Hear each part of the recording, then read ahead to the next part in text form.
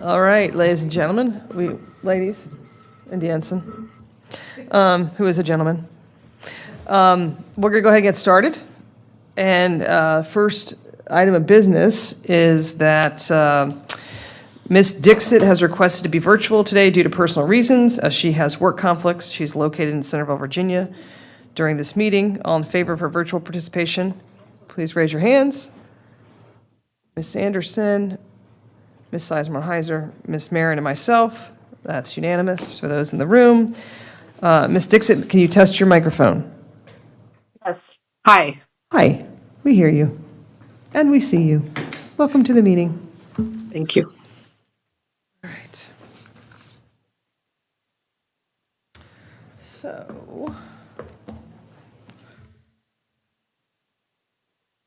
So my first question is, because we have not had a conversation about it, are we all in agreement that the edits that were made per our last meeting, beginning with the beginning of the policy where it says instruction all the way through secondary student is reflective of what we discussed and agreed upon?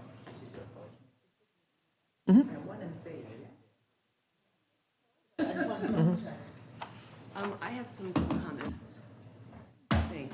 Is it the first section? I'm sorry. We are looking at what I believed we came to agreement on and what I thought that the clerks had reflected in the revision, but want to make sure we have consensus before we move to work further on the philosophy section. So anything from instructional services, purpose, summary of changes, definitions. So, Ms. Marin, you have some comments or questions? I do. So in purpose, again, so to refresh, we had been using the phrases assessing and grading and reporting, but the purpose does not have the word reporting in it. So the purpose should say, perhaps in the third paragraph, that this does pertain to reporting as well, to direct the superintendent regarding reporting, right? So first sentence is about assessing and grading. The second paragraph is about the policy for reporting. The third paragraph is about directing the super to focus on the assessment and grading, but not reporting. So I would like the third paragraph to also include that we are directing the superintendent not only on assessing and grading, but also reporting. It's just a word addition to clarify that we will also direct her on the reporting. So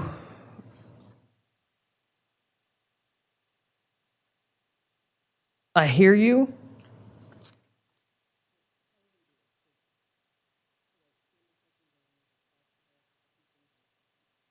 I just want to get clarity on how we're going to go through all these. Are we all taking turns? Are we just you responding to questions? What are we doing here? You can share all of them if you want, or we can go one by one. I'll let you make that determination. Sure, I'll share all of them. Okay. Just to keep it clean. Okay. So again, I'm not looking to add anything new. I'm adding to clarify that we are directing the superintendent on three things, well, basically two things, right? Assessing and grading and reporting. Those are two distinct things as we've identified them further in the policy. The second thing about the summary of changes, again, that they should be made alphabetical in the addition of adding the new sections.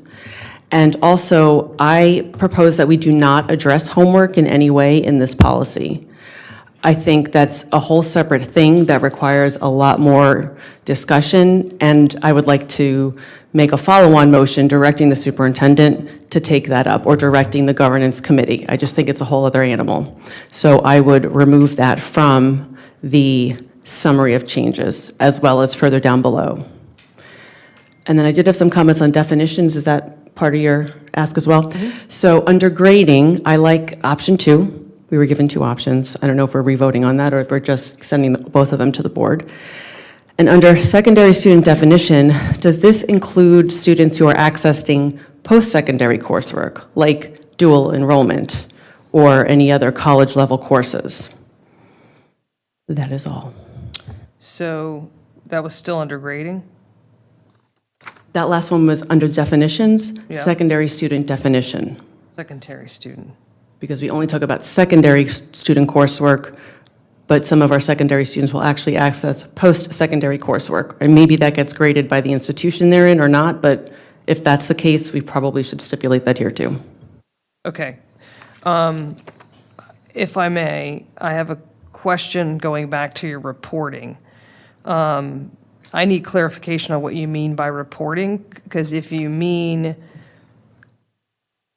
how Schoology is used with Fidelity, or how SIS is used with Fidelity, or how, because we face inconsistency around what a child and a parent sees when they're trying to figure out where their student stands in a course. And so I just need clarity on what you mean by reporting in this context. Yeah, I mean that we are going to say in this policy that we are going to direct the superintendent to do whatever it is with reporting. Can speak later to say I don't want to define what that is. Okay. I just think we need to talk about it. And also, the title of this policy is not updated from last time, which has its instructional service. The title is Promotion, Retention, Grading, and Graduation Requirements, Secondary Grades Assessment and Grading, and Reporting on Progress of Learning. So that All right, all we need to needs- capture that, because I agree with you. So, Well, Madam Clerk, are you following? I can email it.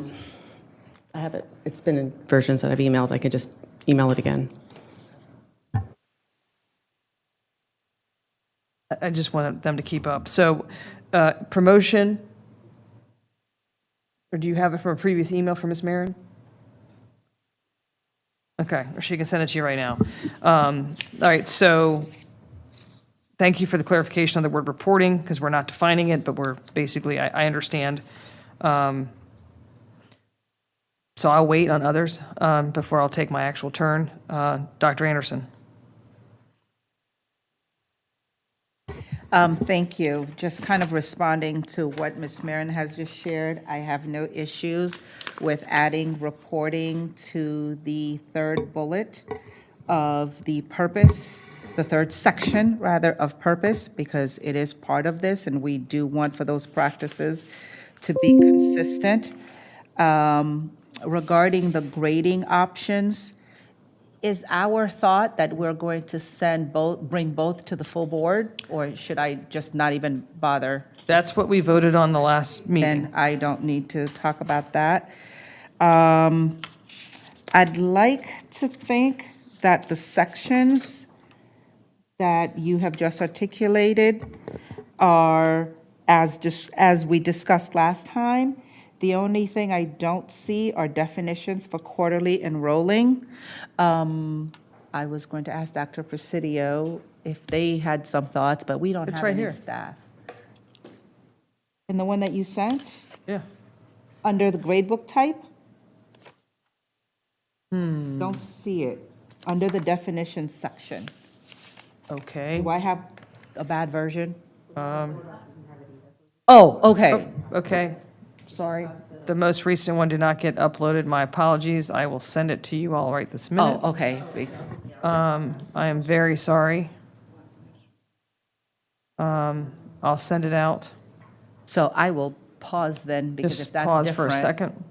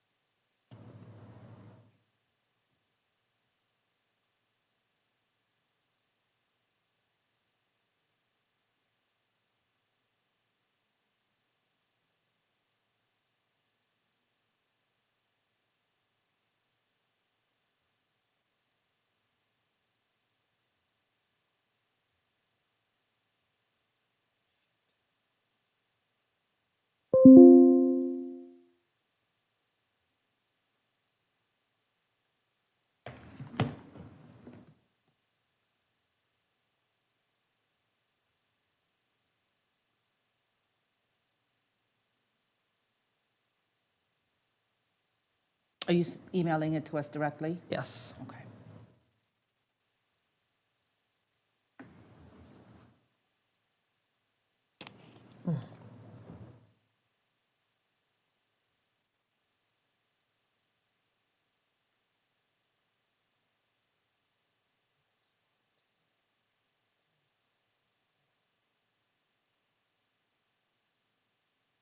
All right, you should all be receiving it.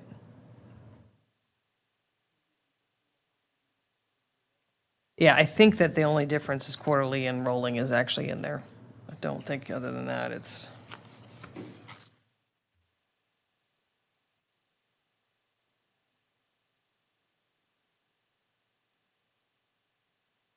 You get it?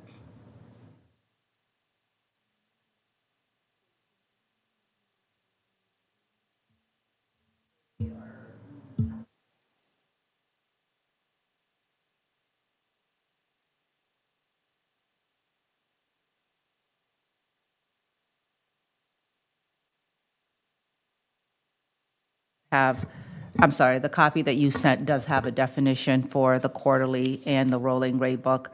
And I'm not sure what else because I was checking against this version. So I am not going to be able to complete my thoughts at this time. Let's take a 5-minute comparison pause. Okay. It's not a lot, so.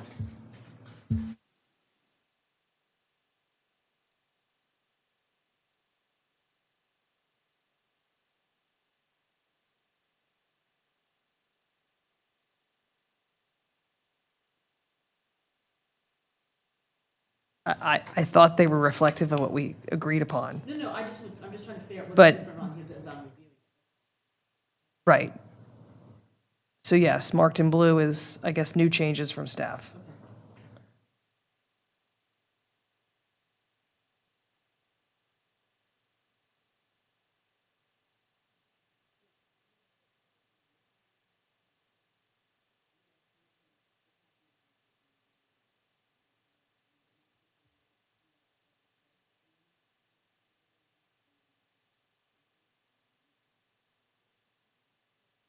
And then print both versions, I guess.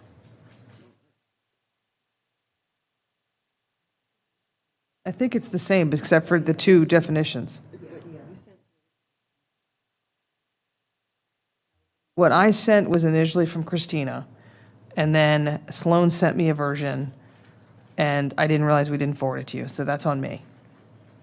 But I think the only difference in Sloan's version is the addition of quarterly gray book and rolling gray book definitions.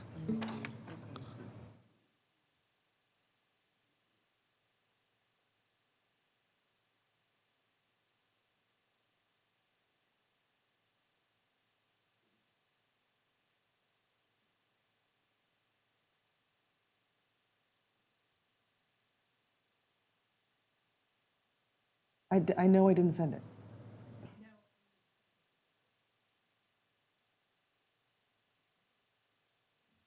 It's not on Wendy, it's on Robin.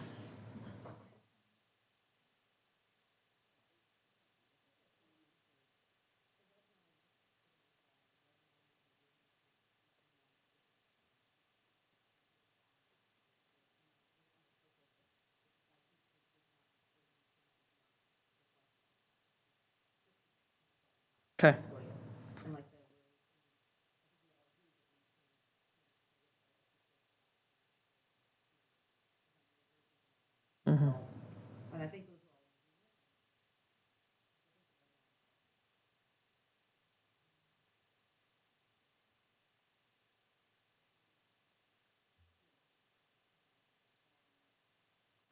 I'll just pick up from here. I think we are coming up to philosophy or not including philosophy. Correct. I don't have any issues with that section up to philosophy and fine with adding what Ms. Marin suggested with reporting in the third section of purpose. Where are you with homework? Well, homework, we didn't come to it yet. Well, her suggestion, though, is that we don't include it in the policy. I think I'm a little bit confused on that because I thought we were trying to have this be one-stop shop. If we're able to work the homework in, I think we should, because the whole idea is to combine many of these separate and very short policies into a more robust one. So I would not, at this time, would want to move from that.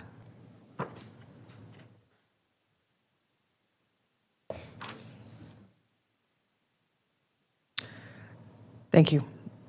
Ms. Sizemore-Heiser?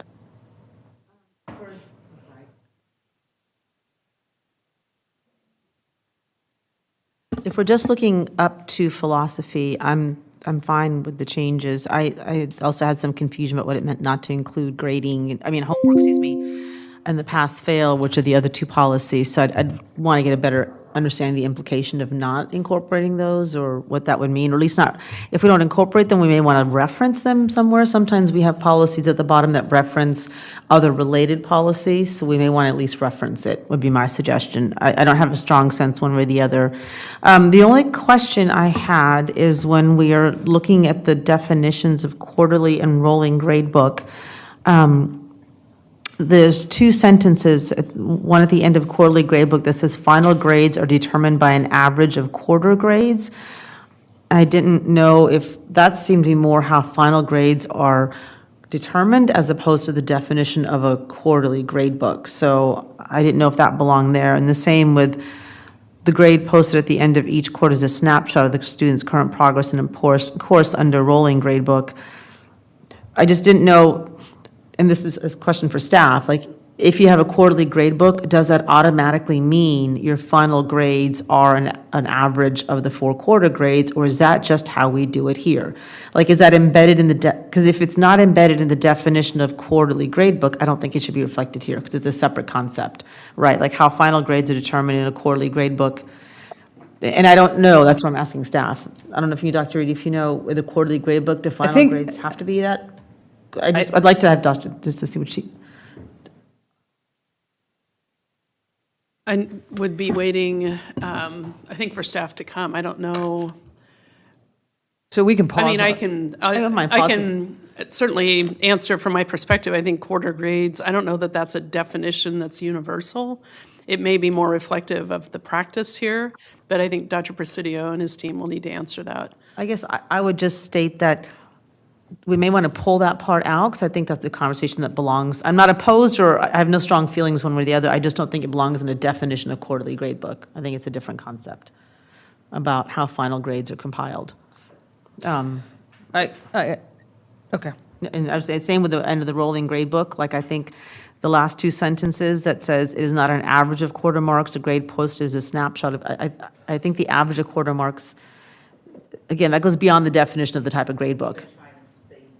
We're going to stay true to the definitions, I just don't think that, So in essence, what you're saying is if you just had the first sentence of rolling and eliminated the other two, and then up at quarterly, if it said a grade book format that provides a quarter grade based on performance in an individual quarter. Period. And a final grade. and a final grade, yeah, Right. and then. But not exactly. take out the second sentence. Okay, let's pause on those. Yeah, and that's, it is, and I Let's think just we've been pause, trying let's- to. yeah. Yeah, I think we've been trying to, on Okay. a lot of these, stay true just to the definition, Okay. and that was my concern. So I think we're all in agreement, we can alphabetize the summary of changes.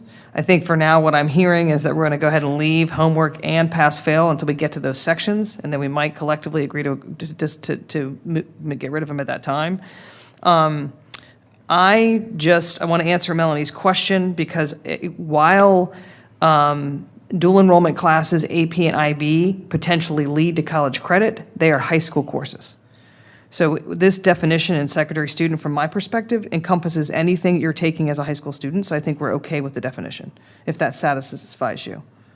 Okay, I mean, it's a great question. And so the other piece of this is, I guess we could, for quarterly grade book. Oh, SEMA, sorry. Yeah, let me finish my remark.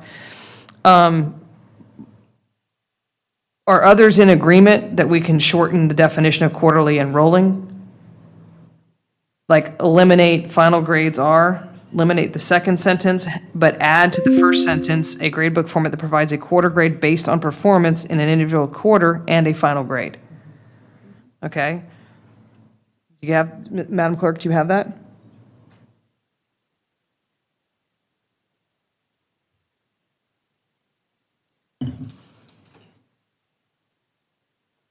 Yes, is that reflected correctly on the screen? Yes. Okay. And then I think under rolling, if we're in agreement, again, Ms. Dixit, I'll go back, I'll come back to you, but hopefully you're in agreement that we're just going to use the first sentence of a rolling and not the second two. I see a yes from Ms. Sizemore Heiser, Dr. Anderson, Ms. Mayer, and myself. Ms. Dixit? Okay. All right. And then I think where we need to add up at the top here, when you go back to the third paragraph under purpose, to Ms. Marin's point, and I think we had agreement, to direct the superintendent, blah, blah, blah, blah, blah, application of assessment, comma, grading, comma, reporting practices. Does that suffice? Or do you want a different order? Think you assess, then you grade, then you report. I think throughout the policy, we've been talking about grading and assessing and reporting. So I think we should keep, the grading and assessing as one part of it, and then the reporting is separate. So or assessment and grading. So it's assessment and grading, comma, and reporting, or assessment and grading practices and reporting practices. Because again, if we go to the top with the title, But you want grading practices and reporting practices both spelled out. yes, I'm okay with that. assessment and grading is one avenue of Got this it. policy, right? Assessment and grading practices. And reporting, and reporting practices, Okay. because that is what is reflected in the current title. So I think it's important to keep those activities distinct. Dr. Anderson, does that work for you? It does. The only thing that I would say is if we could find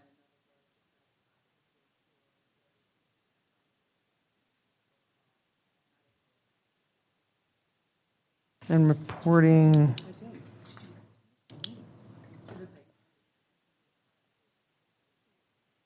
Can it just, I'm okay with removing the practices of the first one. okay, so how about we Because go again, with the title? how about if we go with assessment and grading practices and reporting? Sure. Madam Clerk, do you have that?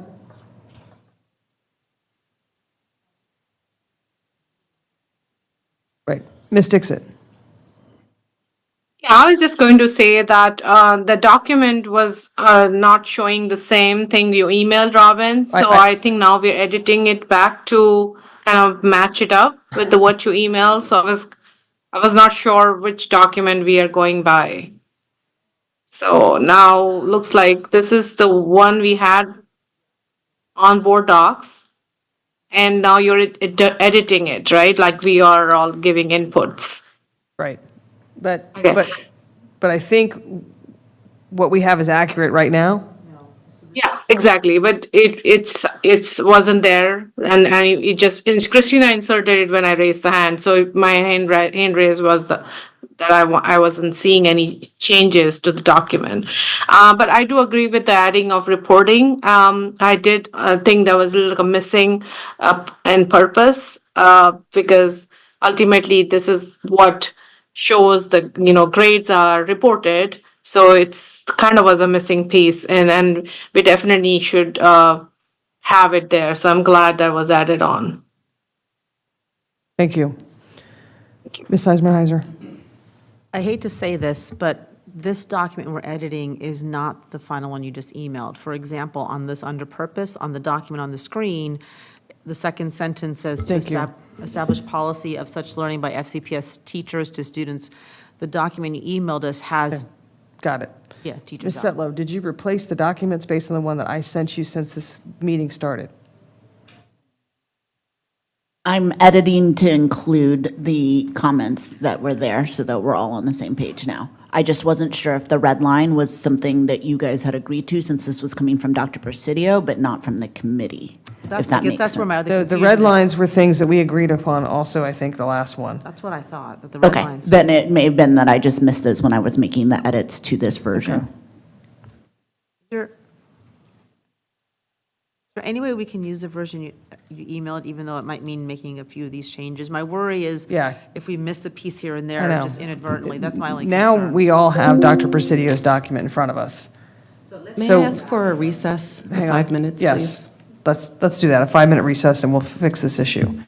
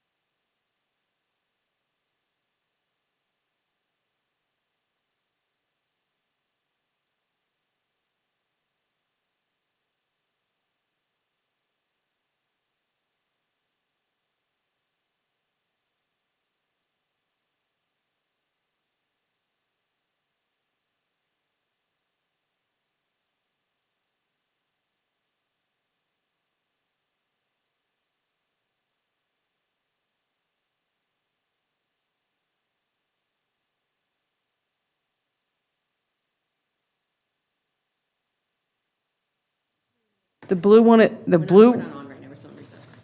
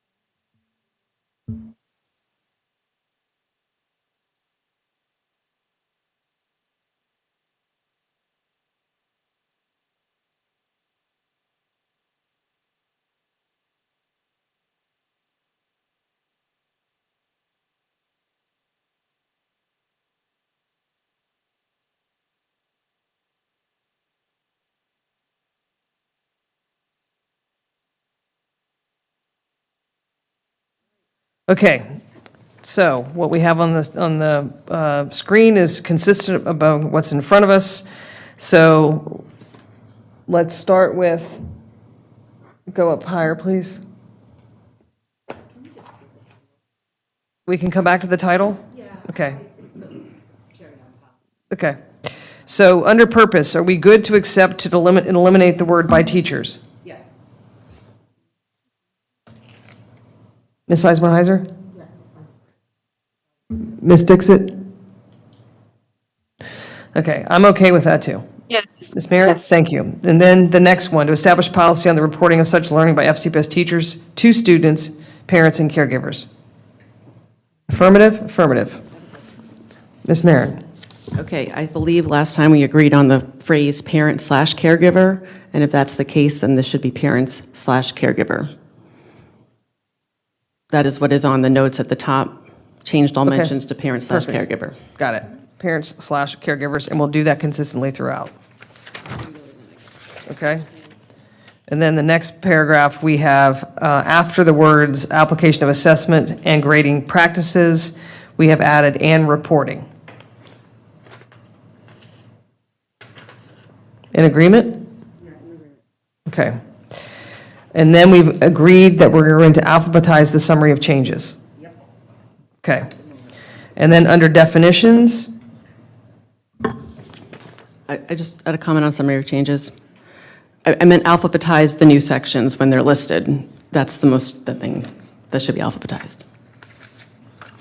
Like currently it says philosophy definition, it should go in alphabetical order. Okay. And then under definitions, a grade book format that provides a quarter grade based on performance in an individual quarter and a final grade. Yes? Can you please repeat that? Sorry. I just want to check that.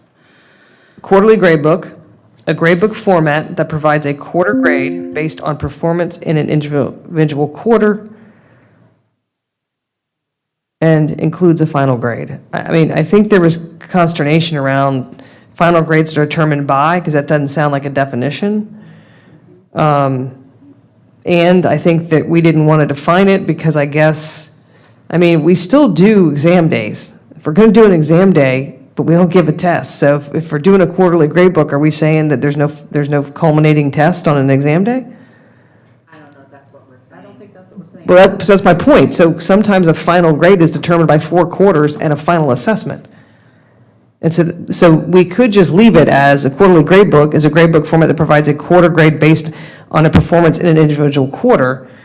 That's what I was suggesting. I mean, it's short-sighted in the sense that quarter grades are not indicated on they're indicated on a report card, but we're not on a quarter system, so they're not indicated on a transcript. So the quarter grade in isolation doesn't mean anything in terms of credit for a course.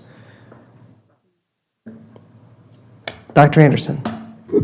I think the second piece to take out is not only consistent with what we've been trying to do with the definitions to remove practice is what is being suggested here, but to your point, I think how we treat final grades or quarterly grades, that should be living in the practices section of this Okay. manual, which will be the regulation. Dr. So Presidio. it shouldn't be dumped all out. It should be stated somewhere, but I see that as better suited for the regulation. So again, like, whatever you all are comfortable with is obviously fine. I just wanted to make the point that the reason that sentence is in there, that last sentence, that final grades are determined by an average of quarter grades, is to distinguish how grades are determined in the 2 different gradebook types. So in the rolling gradebook, we also have the question that it's not an average of quarter marks that determines the final grade. So again, that was the only reason we added that language. If you'd like to take it out, it's fine. Well, they also want to remove anything beyond the first sentence in the definition of rolling. But it also begs the question, is it a true average or is there greater weight to the last couple of quarters? Because I don't believe The it to be a. average, it's in the quarter gradebook, it's an average. But so are you saying then if an assessment is given during exam day of the 4th quarter, that only applies to the 4th quarter grade? I think it can apply. So it depends how the exam is Right, set up, right. right? Sometimes it's set up as a 4th quarter grade, right? Sometimes Right. it's set up as a percentage of the total final Right. grade. Well, I think that's why we're uncomfortable with that second sentence, because it's not going to be consistent that final grades are determined by an average of quarter grades, because they're taking out the final. It could be divided by 5, or it could be. Correct. Right. Okay, so. Ms. Marin. So as I was thinking about what we want to accomplish today, one of the things was for the places we haven't yet discussed is I wanted to suggest that we keep it as high level as possible. We could, although we have valiantly tried to define the gradebook types, we could just leave it as what is in the, if it's scrolled up a little bit, please, Madam Clerk, just the first sentence. Gradebook type is, the gradebook type refers to the format used by teachers to record student grades on assessments. And then we could direct the superintendent to implement a consistent use of a gradebook type. We could say, for example, rolling or quarterly, but I don't think we're going to solve and define to our full liking what the quarterly is and what the rolling is because of the questions that are being raised. And this gets into even bigger things about, well, standards-based grading and how things are tested and the weighting. I mean, there's just too much to try and articulate in defining these 2. So I would say, can we just leave it as the gradebook type refers to the format used by teachers to record student grades on assessments. It's more vague than I would like and perhaps others, but then we direct the superintendent to, consider these two types in regulation, because otherwise I think we're going to spend all afternoon on this.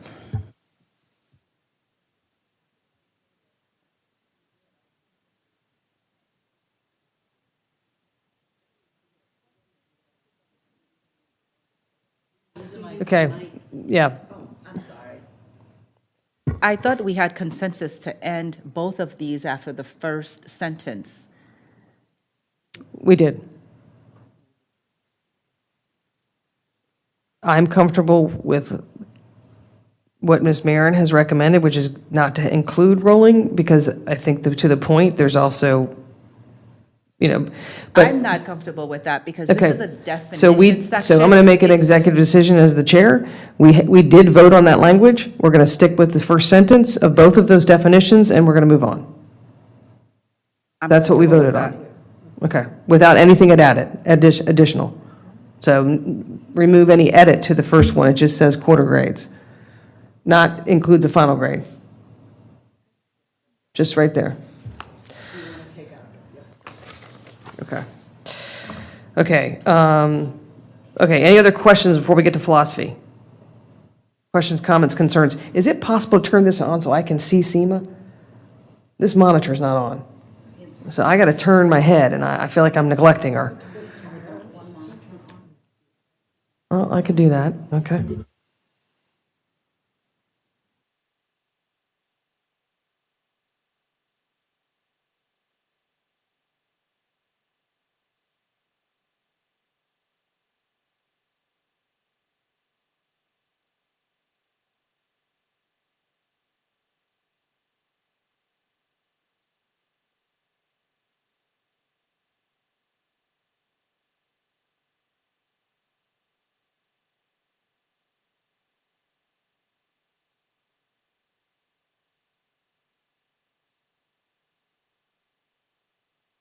All right, it's fine, I've moved. Okay, so, folks, we've got work to do, and I would just beg of people that we don't get stuck wordsmithing lots of things that are not essential to the essence of what we're trying to do. So, philosophy. I don't recall how far we made it. I think we got stuck on the first paragraph in the preamble. So, as it's listed, if we can get to the top of philosophy, please, so we can see philosophy. Thank you. As it appears on the screen, are we comfortable with teachers are responsible for developing instructional experiences that are informed by frequent and varied assessments of students' diverse needs, abilities, and progress. Graded assessments shall reflect students' progress toward the course content and skills. Student work habits shall be reported separately. I'm comfortable with that. If Ms. Sizemore-Heiser. Thank you. Y'all know my concerns. I just wanted to share, in between the last meeting and this one, I had some conversation with some principals, and as part of that conversation, there's actually a statement that a couple principals made that I just wanted to offer up to this committee, because it actually seemed like it fit well in a philosophy section. And that statement was, teachers are responsible for discovering instructional experiences, varied assessments, grading assessments shall reflect students' progress towards course content and skills, such that students shall be knowledgeable, shall have the skills and knowledge to be successful consumers of information. Something along those, let me read it again. Just read the last sentence. Just read the last sentence. The last sentence would be, such that the students will have the skills and ability to be successful consumers of information and knowledge. In other words, what are we trying to get them to? Was a piece that was missing in the philosophy section. So graded assessment shall reflect students' progress towards course content and skills to be better consumers of information and knowledge. It's not a hill I'm going to die on. I just wanted to bring that to the committee because it's a couple principals that talked to me about better, or knowledgeable better consumers of information and knowledge. And so just to clarify the rest of that, are you saying we also keep student work habits shall be reported separately? So this is an addition, This would be not an a addition- replacement? Not a replacement, yeah. I mean, I still have the portrait of graduate skills concern. I know that was not part of the consensus, so I'm not bringing that back. I'm just putting, that's my, I'll bring it up at the work session. But in the conversations, it seemed like one of the things that a couple of principals brought up to me was missing was this. So I just wanted to bring it as a, Thank you. Can I? Dr. Anderson? I appreciate that, but I think it's just the slippery slope to really adding a laundry list of things. I do believe that content and skills are very much umbrella terms to encompass that. Because it's not only to be better consumers of information and knowledge, it's to do a whole host of things. I just worry, once we start listing that, we're going to find very other essential things that are not listed. And if we just keep it generic at content and skills, we can be much more inclusive. So I would not be in favor of adding this language for that reason. Ms. Marin?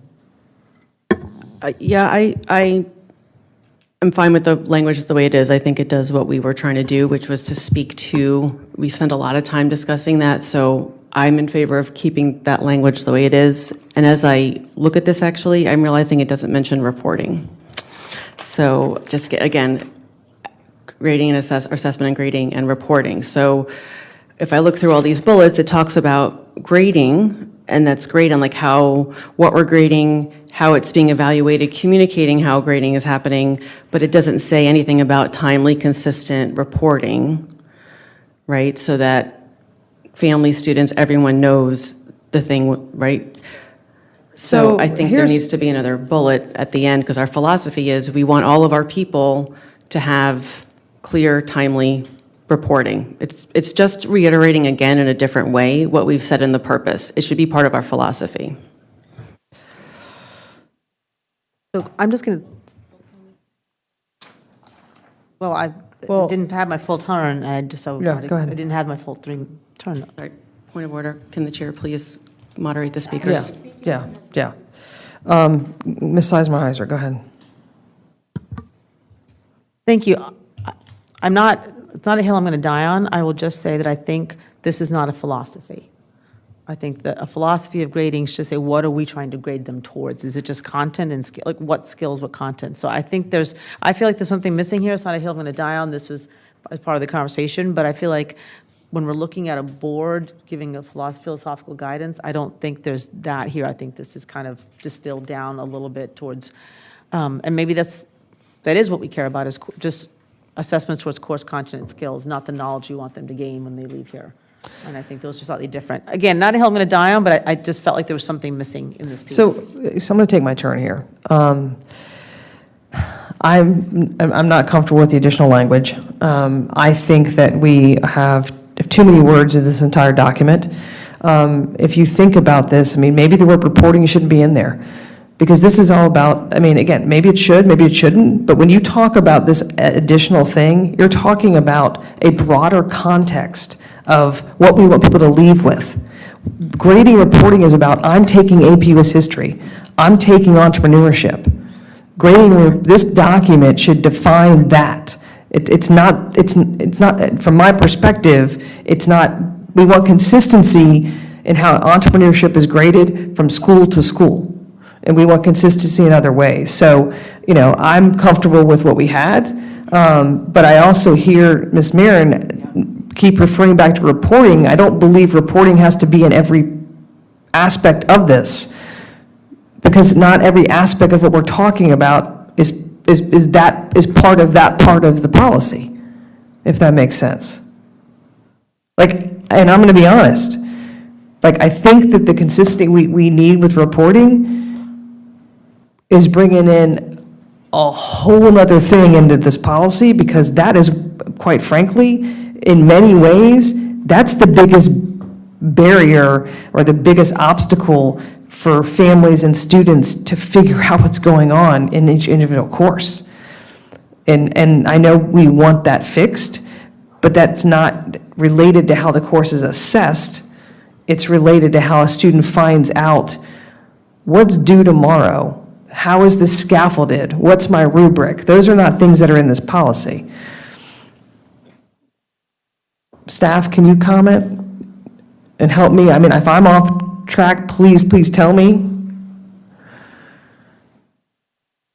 I don't know that I have much that would be helpful. I mean, I don't think you're off track.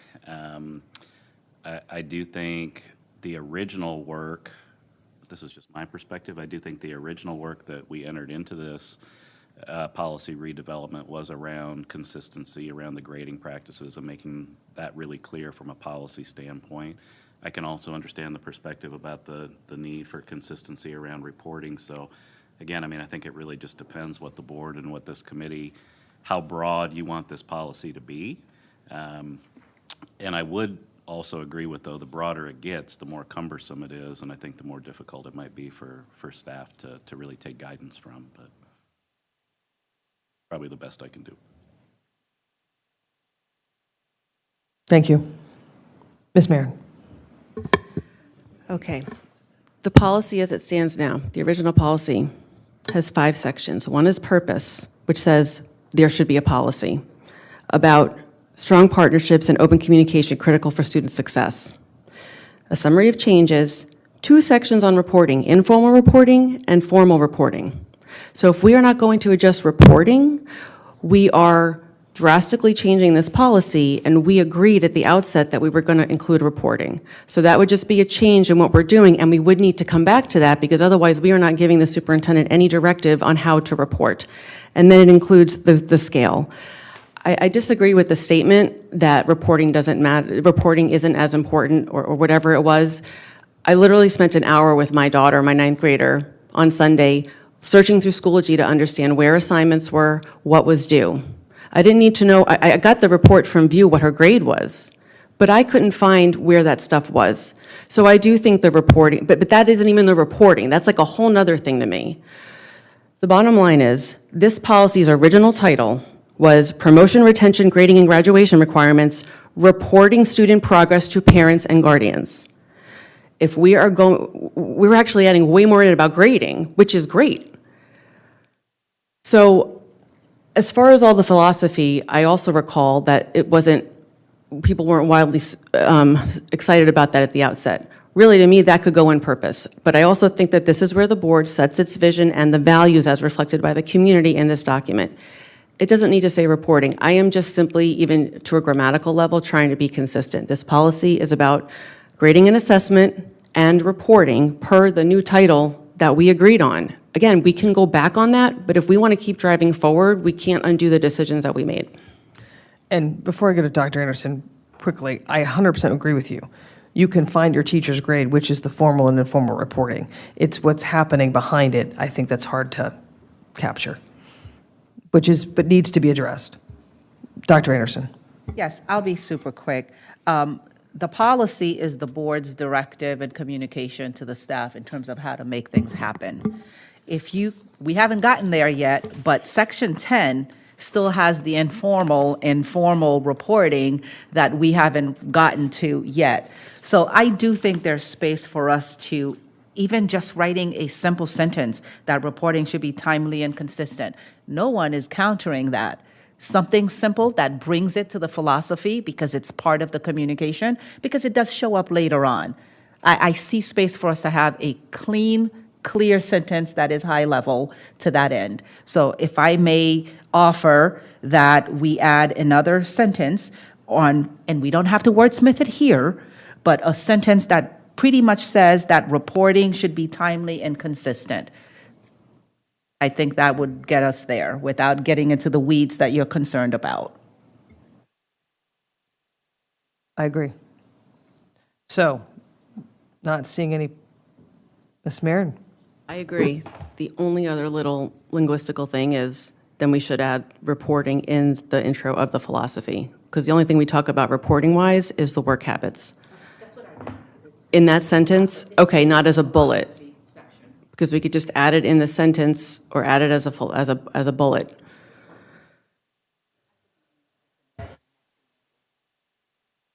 I'm fine embedding it in the preamble, in the first paragraph. Chair, can we work on that separately and just come to an agreement that we would incorporate that in the preamble? Right. So can I offer, would it be, would this work? Grading assessments shall reflect students' progress toward the course content and skills and reported consistently.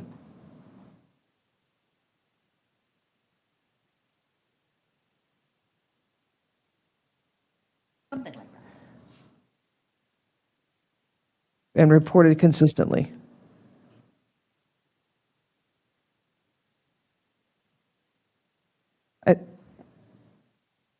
I think that, yeah, Ms. Dixit. Now we're doing all this wordsmithing again, but I wanted to address that what Mr. Rachna said earlier, that if we're writing this sentence that we are doing reporting consistency, it doesn't hurt to add to ensure students are receiving or improving their, their knowledge. That's that's the overall, I feel like it's a philosophy. If you're saying everything else and it just does not like end it there, because I guess that also should be a part of it. Just adding after reported consistently to ensure students are getting adequate knowledge or improving their knowledge. So if I'm understanding you, Ms. Dixit, you were in agreement with Ms. Sizemore-Heiser's recommendation to include more language there related to being better consumers of information and knowledge? Yeah, I'm just changing it to say to ensure students are acquiring knowledge or like in that term.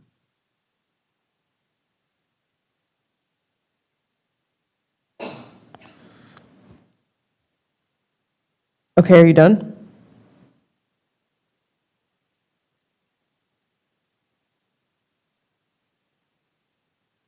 We haven't voted on it, but we're going Yep. to see it on the screen.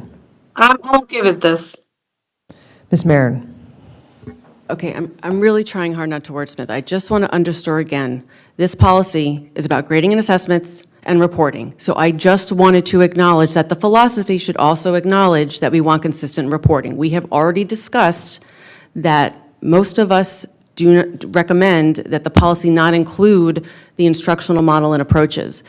The word progress is literally in the second sentence. It is addressing what was just raised. Graded assessments shall reflect students' progress, right? Are they acquiring? 3 of us just said we are not comfortable with ensure students are acquiring information and knowledge. So can we please vote and move on? That's what I was about to do. Okay. Okay. Again, I'm not trying to wordsmith. I am trying to get the concept across that every section should have the thing about reporting, because it is not consistent. Right. So again, there is definitely added verbiage. Those of us who, and again, I think, and skills and be reported consistently. I think there needs to be a B in there to make it accurate grammatically. That's coming up later, okay? So if you were comfortable with the only edit to this section being the addition of be reported consistently, and you are not interested in the additional language related to acquisition of information and knowledge, please raise your hand. Okay, that's Ms. Marin, Dr. Anderson, and myself. And so I think that's 3-2. So we're going to go with that. We'll eliminate the recommendations to make this section longer and more encompassing, and try to be a little bit more concise and articulate. And- Maybe to editorialize and just to remove it, because some people did believe in it, so maybe just instead of saying the reason why cumbersome, I don't know why they voted Sorry, against it. fair. Thank you. I will not editorialize. And we're comfortable with student work habits shall be reported separately.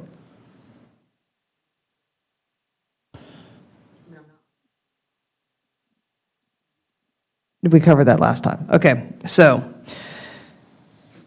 the philosophy is guided by the following principles. Does anyone, I'm okay with how these are written and redlined, but does anyone have an issue with how the first bullet is redlined and edited, or are we okay accepting it?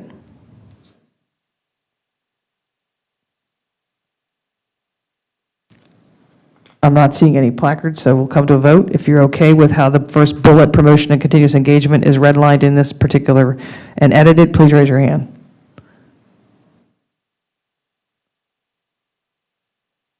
Okay, again, I see Ms. Marin, Dr. Anderson, and myself. Ms. Sizemore-Heiser, Ms. Dixit, did you have any comments? You just don't approve? Okay. So dissenting would be, if we have to keep track of that, would be Ms. Sizemore-Heiser and Ms. Dixit. Okay, the second bullet, grading for learning and mastery. Comments, questions?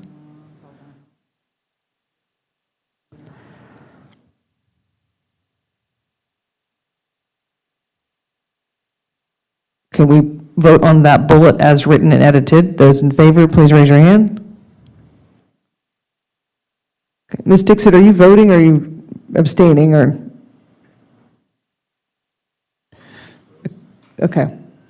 All right, once again, it's Ms. Marin, Dr. Anderson, and myself. Those against? Ms. Sizemore-Heiser? And Ms. Dixit abstaining, I guess. I can't. Ms. Dixit, can you hear us? She might be in a different, she might be working on something else. Okay. The third bullet, responsive.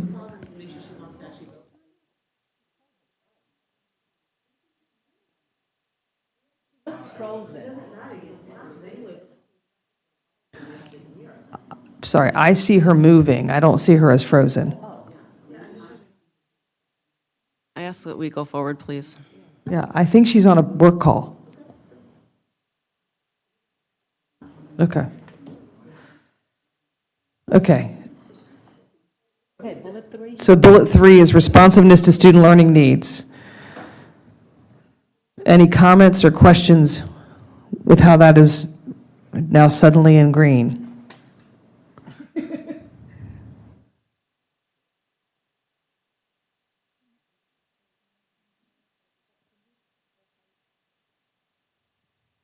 I have a technical question.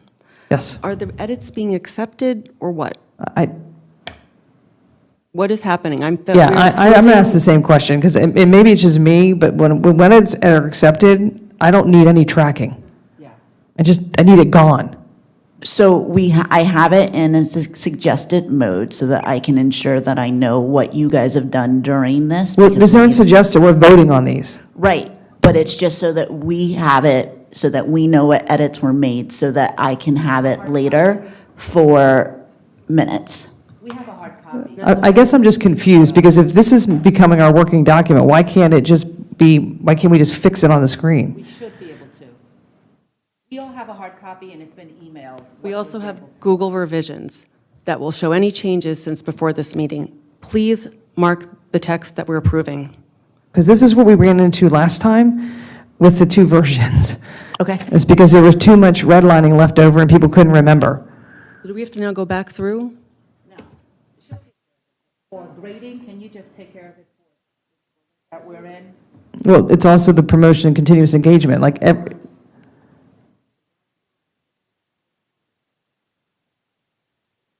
take out the red lines.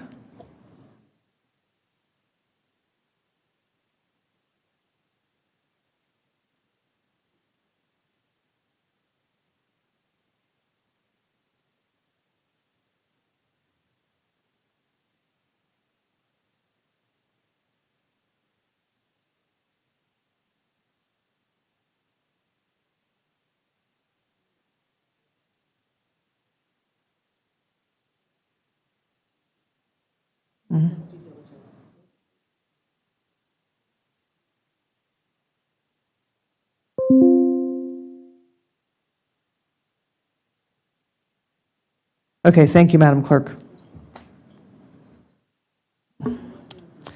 Okay, so now responsive to student learning needs.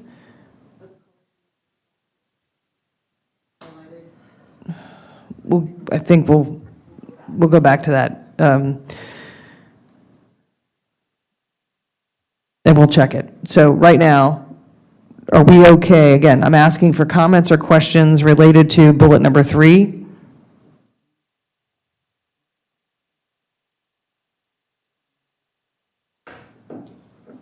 Ms. Sizemore Heiser. What does responsive to student learning needs mean? Like, I don't understand, like, are they, because when I look at learning, it's not just what they learn. Learning needs, to me, comes across as like accommodations you might need or learning styles. Isn't it just, like, when I'm looking at student learning, I'm thinking, what do we want them to learn? Not what do they need? Like, I'm just very confused by that statement. Like, what does that mean? What does the grading practice of responsive student learning needs mean? And I'm not opposed to it, I just don't understand what it's trying to say. I think it's a great question. I have thoughts, but. I'm comfortable with that bullet not being there at all, but I'll defer to Dr. Presidio with the I mean, question. it's the rest of the sentence that really tries to round that out, to make sure that we're being responsive and proactive and looking at students that might need additional supports to be able to perform well in the class. So that additional phrase at the end of that sentence, providing, well, I don't know what it says now because we moved the screen, but the idea is to be proactive and responsive to students that might need additional help and support to perform well in the course. From your perspective, do you think that belongs in policy or operations? Well, I think since this is the philosophy section of the policy, that trying to state the types of expectations that we would have in terms of how we're going to, support students, this is probably the appropriate place for it. I'm fine with it. That makes more sense to me because you do want to have your grading to be flexible, so I'm good. Any other comments or questions related to that particular section? Dr. Anderson? Yes, I think that's an important component to keep because that's the whole story behind formative assessments. We give formative assessments so we can be responsive to the learning. If they're failing all of them, we don't move on. So it is a reasonable expectation to be articulated. So I would definitely like it to remain. Also, there was some version of it in that 44-page report by the secondary committee regarding the good tenets of grading and assessment. And to honor that work, I think bringing it here also makes sense. Okay. Any other questions or comments on that section? Okay, so we'll bring bullet 3 to a vote. If you're in support of bullet 3, please raise your hand. Okay, Ms. Sizemore Heiser, Ms. Marin, Dr. Anderson, myself, and Ms. Dixit. It's unanimous. Okay. The next bullet, balanced assessment.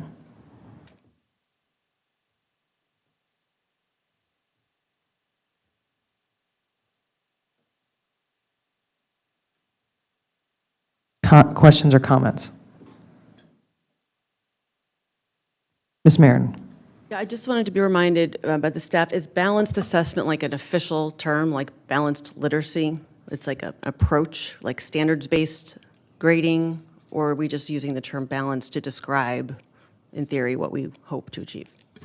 I mean, I think a lot of these terms in education vernacular vary across the context that they're in, but balanced assessment in FCPS is a term that we hope people are familiar with. It's one of the core elements of our learning model, where we talk about the type of classroom experiences, environment that we want, the types of instructional practices, the types of curriculum that we're going to put in front of kids, and the types of assessment practices. So we do talk about balanced assessment in our local context here. Okay, I mean, I don't love it, but I think the description of it then qualifies the descriptor. And I know that we had talked about, is it varied, is it all of those things? So I'm okay with it. Any other comments or questions? All right, seeing none, I'll take my turn.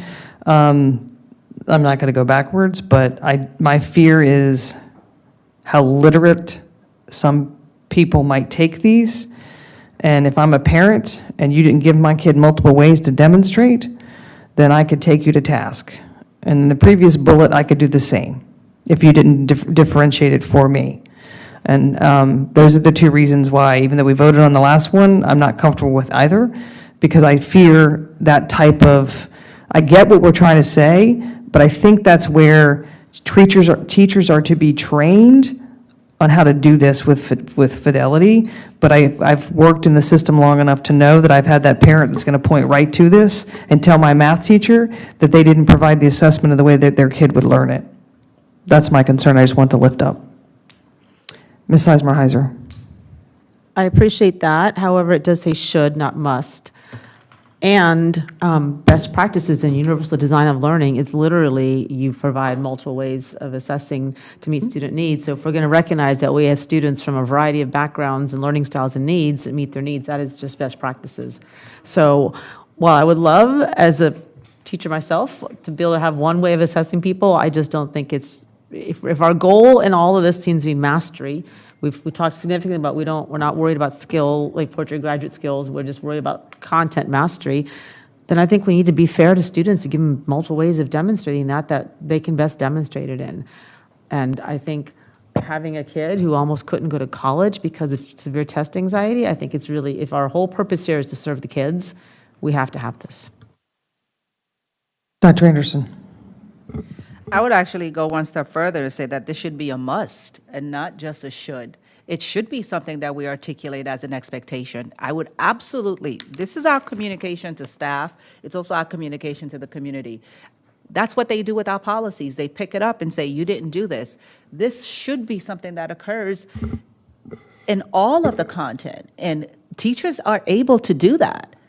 It may not be every single week you get a presentation to do a PowerPoint, but our teachers, I think by far and large, have been able to meet this. So I would actually be fine with saying this is a must instead of just a should, because it is, as Ms. Sizemore-Heiser said, best practice, and it is also how we differentiate for our students, because not all of them bubble in very well. I'll take my go back. I don't think I was understood. I 100% agree with this. What I'm saying is I've sat in too many litigious situations, and I can't live with a must. I can live with a should, but I believe that we're doing this, and I do uplift our teachers for the way in which they can differentiate instruction, and they can diversify how they are assessing. I'm just saying I think it belonged in operations and not here. But I'm done with my comments. Does anyone have anything else additional to say about this particular bullet before we vote on it? Ms. Dixit.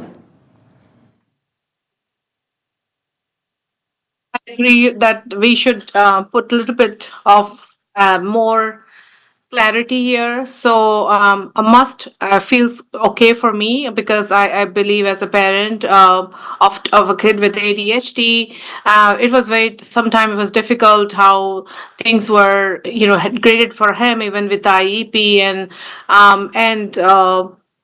same thing with my other student who was off the charts. But again, I really think the parent should have also some part of it, and how grades are calculated and how they're reflected.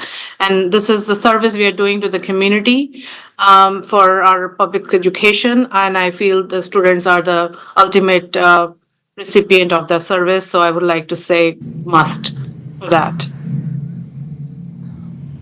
Okay, so if I can summarize, I feel like what I have heard is that Ms. Dixit and Dr. Anderson would like the word should change to must. Ms. Sizemore-Heiser? No. Yeah, I agree with changing it to must.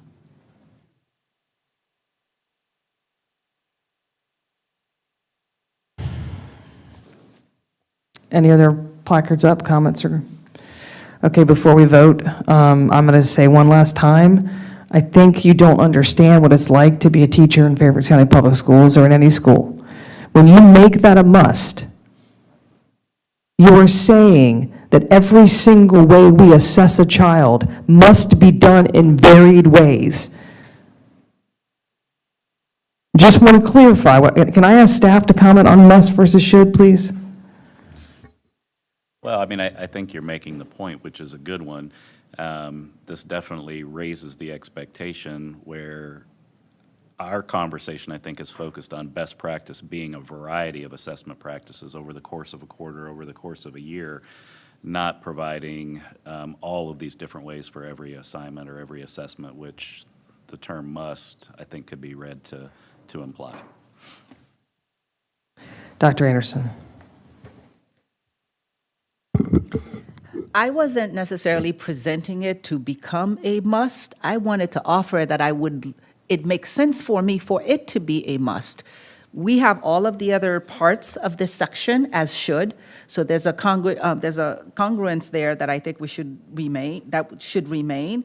But I also think that it says multiple ways to demonstrate mastery, and we have to provide that. I don't want us to shy away from making that as an expectation, but I don't need to live in the must because I think it will throw off the entire section here. But it is an expectation that we should articulate that we have and that teachers should rise to.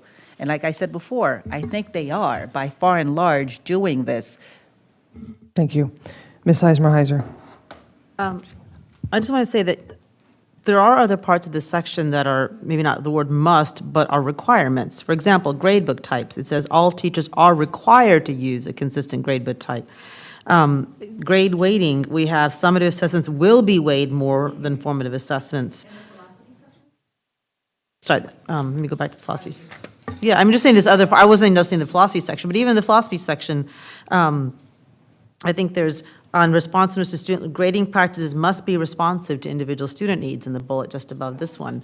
So I'm not saying that we do or do not have it. My only argument I will say for the must is that one of the concerns I've been hearing very consistently across the county since the 70-30 summative formative split is my understanding from what I heard from staff when we discussed the 70% gradebook weighting was that it would be a variety of summative assessments, not just one. And what I'm hearing consistently from principals, teachers, and families is that it's almost all multiple choice tests. So it's not in practice, that variety is not happening after that 70-30 split. And so I do think it's important to lift up, it must be done. Maybe we can put some language in here to your point, because I don't disagree with you.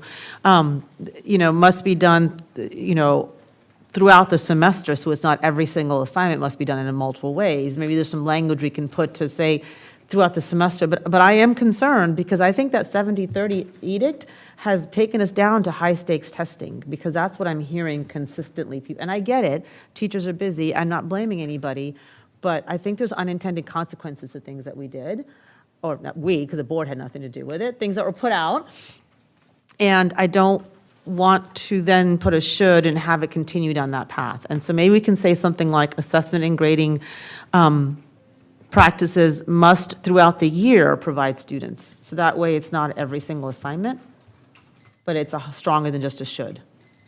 I stand corrected. Since we have that, I'll be okay with the must. Ms. Marin. So right now, we have our Chief Equity Officer's Office doing a ton of work to try and rectify the shall versus must in our SR&R, Student Rights and Responsibilities. What I suggest is that we table this for the board and that we bring to the board, to the discussion, we look through the philosophy. I just went through and did which is should, which is must, and figure that out then. Let's be consistent so we don't have to have someone go back. If anything, if that won't suffice, I would suggest that for this particular one, the sentence just end after multiple ways, period, or after mastery, right? So with multiple ways to demonstrate mastery, period. So let's not get into all of the examples, this way we don't pigeonhole anyone and no one mistakes it as a list. For just the purposes of getting this to the board, we haven't even gotten yet to the next section, which actually talks about this stuff, the weighting and the pass-fail. So I would suggest that either we table this, and I could write up the question for the board for all yours input about reviewing the should versus must, and perhaps for now, the only change be to make this assessment and grading practices should provide students with multiple ways to demonstrate mastery, period, for now.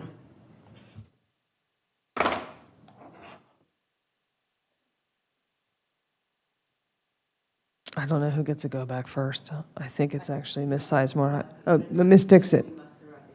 I don't see Ms. Dixit's hand up. Yes, I was just gonna say the board discussion would be good for this point, so Ms. Marin covered that, so. Thank you. Ms. Sizemore-Heiser. I'm just trying to understand, are we suggesting just leave it assessment and grading must throughout the year provide students multiple ways to demonstrate mastery and just leave that for now? I think what Ms. Marin suggested was assessment and grading practices should provide students with multiple ways to demonstrate mastery. I think that's what Ms. Marin asked. Well, I guess I was kind of surprised. Suggested. I seemed to hear before, Ms. Dixit, Dr. Anderson and I were supportive of the must, so I don't know, I would prefer to ask for a consensus vote. We can always bring it up as. I'm going to ask for a consensus vote. But so my question would be, she also suggests that we eliminate all the different examples. And so I think my question Well, can I need clarity on where you stand on those two suggestions. All right, so here's because while we limited the examples, we also limited the last part of the sentence, which is to comprehensively measure student learning. And I don't think that last part of the sentence, I'm okay with the limiting the examples, but I think it should say assessment and grading practices must throughout the year provide students with multiple ways to demonstrate mastery to comprehensively measure student learning. That's what I think it should say, and I'd like to ask for a consensus vote on that. Dr. Anderson? I don't need to speak. Ms. Marin? I can concede the end part to comprehensively measure student learning, but I don't think it should say throughout the year. I can also go with must, but throughout the year is redundant, and we don't need that. Actually, I'm fine taking that. That So was just to try to get assessment and something grading to- practices must provide students with multiple ways to demonstrate mastery, comma, to comprehensively measure student learning. And then we will say to the board then, we have one must, two musts, and the rest are should, and let's figure out if that's how we all want it. There's no comma there, just FYI, but, yeah. It's multiple ways to demonstrate mastery to comprehensively measure student learning.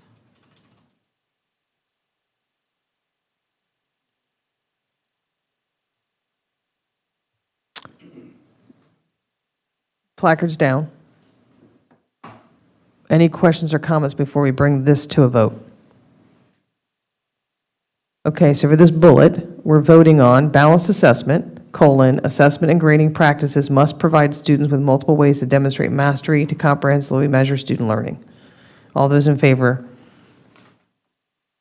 That's unanimous for the board members in the room.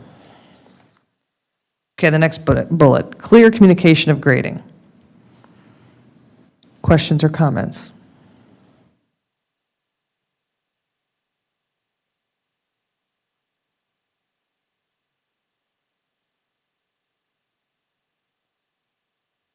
All right, seeing no questions or comments. Just something minor, like the families, just making sure we have that. Just the families, making sure we have that consistency of language that we talked about before.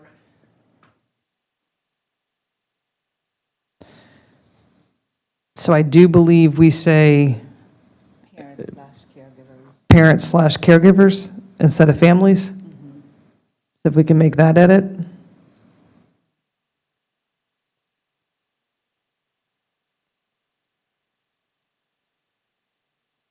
Okay, any other questions or comments? Okay, let's vote on how this is worded on the screen. Clear communication of grading. Grading practices should ensure that students and parents/caregivers have a clear understanding of how grades are calculated and how they reflect student learning, skill development, and overall growth with accessible explanations of grading criteria and procedures. All those in favor of how that's worded? Okay, I see Ms. Marin, Dr. Anderson, myself, and Ms. Dixit. Ms. Eismer-Heider, your placard went up as we were moving to the vote. Did I miss you by mistake? Yeah, I did, but it's okay. I mean, I don't think communication belongs in grading practices. This is a communications thing. It seems odd that communication of grading is a grading philosophy. But, I mean, I'm not opposed to what it's saying. I just don't think communication of grading is a philosophy of grading.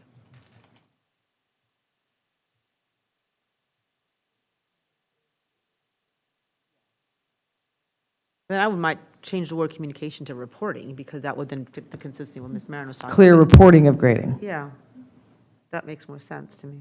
But it doesn't matter, it's a small thing, I agree. No, reporting makes sense, I guess. We've been talking about reporting. Ms. Marin? The content of this definition is about how grades are created. It is not about relaying the grades. It's about students understanding what composes their grades. So it does stay in. I really urge us to go through these faster. We've talked about these. We haven't yet gotten to other sections yet at all. I'm with you. Please. Okay. All right, we're going to take reporting out, leave it as communications of grading, because we already voted on it. Okay. Consistency. Questions, comments? Dr. Anderson. I think this is a key piece, and I would hate for this to not be included, and I'm very glad that staff added it, because the conversation that we've had for several years now is the consistency does not exist across our schools. As a board member, this is a thing that I'd like to communicate to the community as well as to the superintendent. Thank you. Any other comments? Other than what I'll say is it should be parents and caregivers where it says families. I have a comment. Ms. Marin. Also, if that is the number one most important thing, then it should be the first one in the philosophy. So the philosophy section needs to be reordered, either alphabetical, or can we do it by priority? If consistency is grounding us, then let's do it first. But I do not promote working that out right now. Okay. Although as the chair, I'm going to ask one question, that if we want to do something in priority order, is it possible that we can all be in agreement to move consistency to the top for now and then figure out the rest of the order later? If you're in favor of that, please raise your hand. All right. Okay, sorry. Let me back up. Ms. Sizemore-Heiser. I'm a little concerned about putting this here because we've had conversations previously about, again, the 70-30 split, and does that really work well across different departments? For example, I've had principals talk to me about the 70-30 split might work well in a math class where there's more summative assessments, but in a performing arts class where most of the work is learning through it, there aren't 70% summative assessments in performing arts. So, but my understanding is that 70-30 split is a grading practice. So if we're not going to say grading practices should be consistent across teams, departments, and schools, we are essentially saying if there's a 70-30 grading practice, every department needs to be using that, is how I read this. I understand the purpose behind this, but I think the way this read might have some of those unintended consequences that I don't think we've as a group decided whether we want consistency across departments, across schools, across content areas. I think last time we had a conversation about consistency across content areas, perhaps. So I don't think this, I just think it should be, maybe if we just leave it at grading practice should be consistent for students and parent/caregivers in a way that fits the content area. I don't know, but I feel like this is a lot to unpack before we vote on this.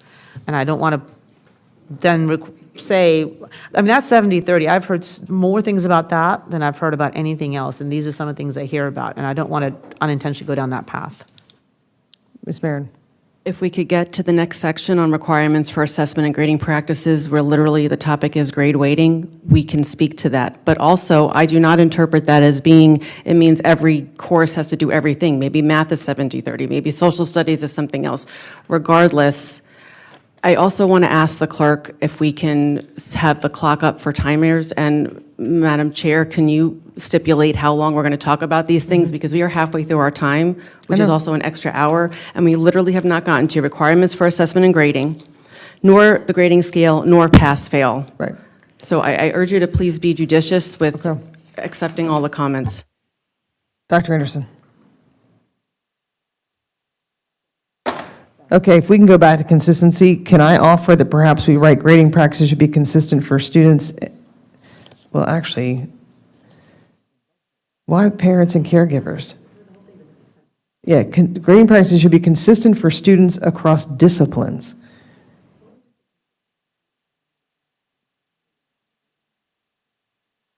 Can we just hold on that section?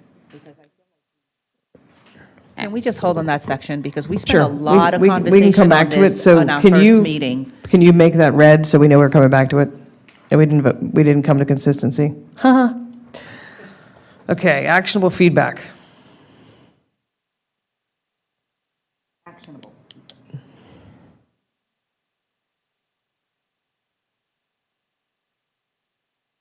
Okay, questions or comments? Ms. Sizemore-Heiser?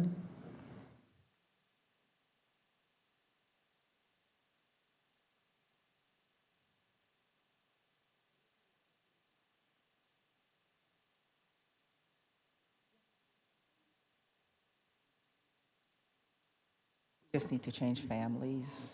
Okay, so, Ms. Sizemore I'm Heiser. sorry, I just think it's really wordy of stuff that's not defined, like, what is learning goals? I don't know, like, what is student areas for improvement, how can they meet or exceed learning? I mean, can we just say assessment and grading students ongoing and actionable feedback, period? Because they might want to give feedback on skills, they might want to give, I just feel like we're defining feedback. Can we eliminate it? Yeah, just everything after the word feedback, I would just eliminate, because we just want to give actual feedback. But do we need actual feedback at all? Yeah, we do need, I mean, the whole bullet? I mean, I do think grading should give feedback so they know how to improve, but I don't know if we, it's kind of, I think Dr. Anderson made a point earlier, if you name certain things, then you might leave other stuff unintentionally out. I just think actual feedback and leave it at that. Would be my, but, All right, any other comments?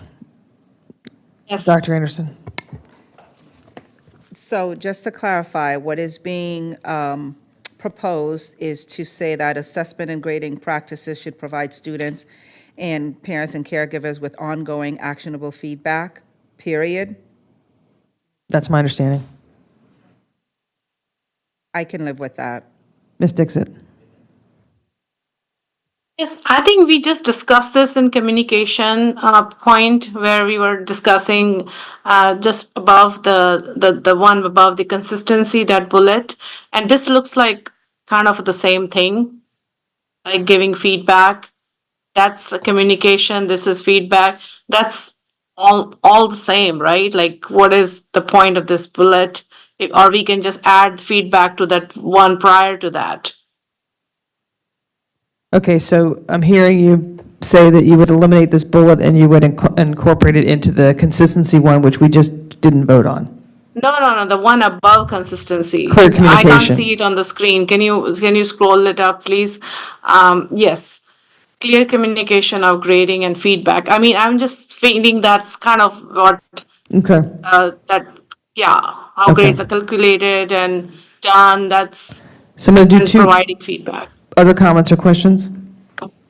I'm going to do two votes.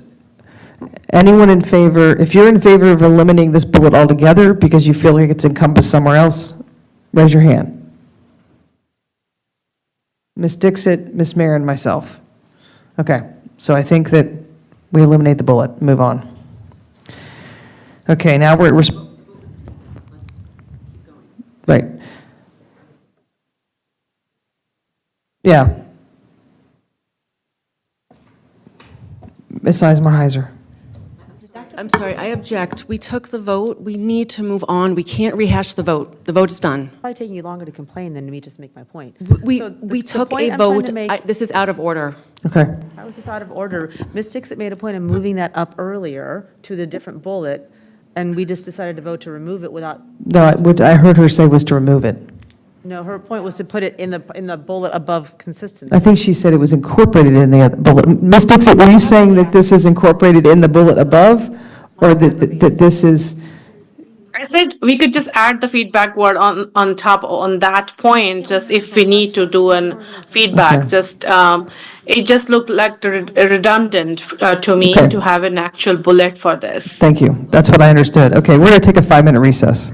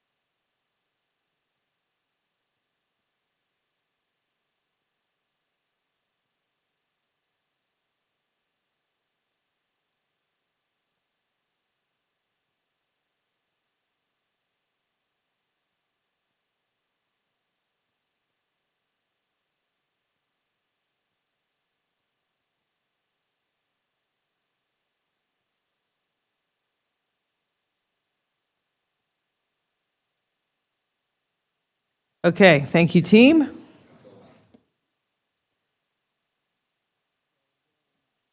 We are going to pick up under responsibilities. And we'll start with central office.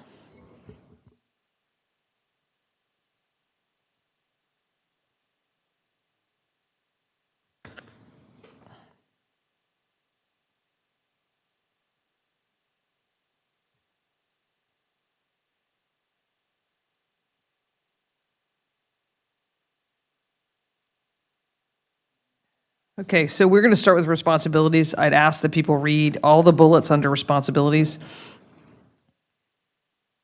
because I'm going to try and move through these as quickly as possible. Miss Lady, is it okay for me to get rid of the notes and rationale, like the comments from staff? Can I eliminate those? Not yet. Okay.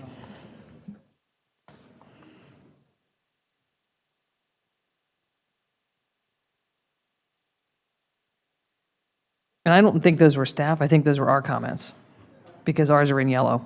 I think those were captured from our previous discussion. Okay. I'll leave it for now, but that's Okay. why I Thank you. asked, Thank just to you. be sure. Okay, so we are down to responsibilities.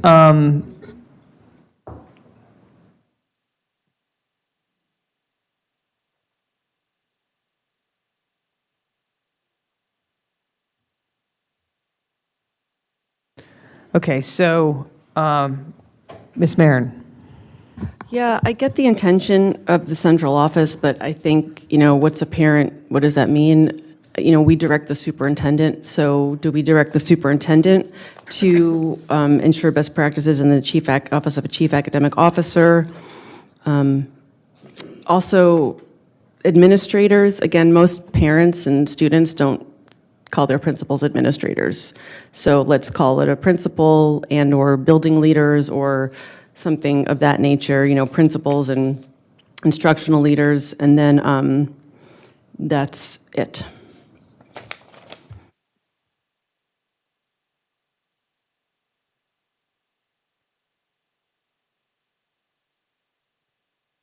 If I can summarize, I think what you heard was perhaps to eliminate the bullet for central office and change administrators to, Well, no, I didn't. I have a question for discussion is central office. I think what we're really talking about is the superintendent's responsibility. Because central office is vague, it includes many things. We're talking about maybe, or the Office of Chief Academic Officer, but we usually just talk about the superintendent who dispenses with it. So, and then in administrators, if we're going to talk about principals, that's the only thing that most students and families and even teachers will interact with at that level. If we're talking about region administrators, then it goes back up to like that central office of the superintendent. So I think if we're going to talk about principals, I think that's a great point, but let's say principals. And if we're talking about central office, let's name it as a superintendent, and the other offices we want to be involved, because I know that accountability that goes down the rank is important. So chief academic officer, so you want to instructional keep services. it, but name all the people. Well, but this is for discussion, I think Okay. there are two distinct things that are conflating Okay. things and also using language that a lot of people in our community won't understand. And it doesn't Okay. directly name, I think, and get the clarity that is sought. Okay. Thank you. I think Ms. Sizemore-Heiser was next. Okay, sorry, Dr. Anderson. Dr. Anderson. We do have another policy where it is outlined in this way, where it does name central office. It even names division council. That's the trust policy. It is very delineated. However, having said that, I don't disagree with you that there is a space for us to be a little bit more pointed with our accountability, because it does go to the superintendent. And yeah, the administrators, I do agree that this is also a communication tool to the community. They are not going to be as clear in terms of what we mean by administrators, so I think changing that to principals may work. I'd like for us to rework, not eliminate, the region administrator role here, because it is slightly different. And then just cleaning up the language to be consistent with what we've talked about before. Thank you. Ms. Sizemore-Heiser. I think we're going down rabbit holes here, but it's okay. I think, to be honest, the first part on central office, what do we call that? And I'm not particularly tied to whatever we call it. We need to talk about best practice on grading based on the policy, not just best practice on research, because the grading practices should come out of the policy. So I think we need to say something established,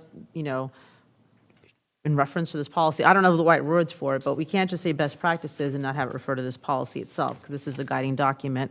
I think we need to be careful just calling it principals at school administrators, because sometimes there's like lead teachers and others who help with grading practices. So I think we need to figure out exactly, to me, administrators talk, because they building level administrators.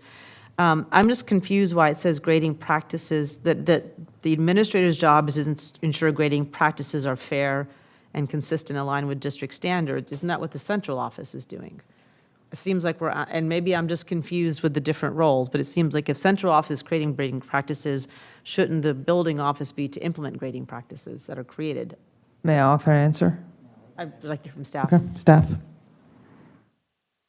I mean, I don't disagree with that. I think that's what we were trying to say with the two sentences in that administrator column. Kind of one, setting up, obviously, the expectation that's fair. And then the second part of that is to support teachers in following those guidelines. And then the region piece was just in there to make sure that we were consistent across schools. So if I may add something, administrators review syllabi. They have to approve of the syllabus for their instructors. So if I supervise math, I have to approve of all the mathematics syllabi. This information is in there. I have to make sure that the grading practices are consistent with the system, and they also have to make sure that they're following and maintaining communication, et cetera. So I think that's why it's worded that way. But back to you, Ms. Eismer-Heiser. I think it's confusing to someone who may not have kind of lived it like you, and I appreciate that explanation. Perhaps we could just say school-based administrators, region administrators and school-based administrators will support teachers in following grading guidelines, maintaining communication with families, and ensuring grading practices are fair, consistent, and aligned with district standards. And that way, it's just, everybody's job is to do that, whatever their job is, and it's not as confusing as the way it's written. And I'm happy to try to repeat that if you want, or I just think it really confused me, and I don't want some.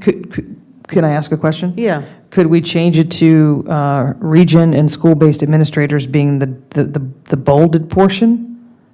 Sure. So it's region and school-based administrators? Yeah. And then go with whatever definition? Yeah, I would say that, and then just say, region and school-based administrators will support teachers in following grading guidelines and practices, maintaining communication with families, and ensuring grading practices are fair, consistent, aligned with district standards.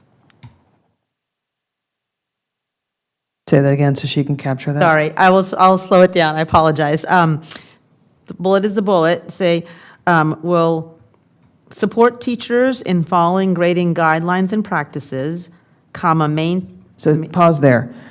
Madam Clerk, she's taking the portion of the sentence that's lower. I was just going to repeat it and then have her delete everything, just be easier than trying to move it. I'm just saying, okay. Yeah.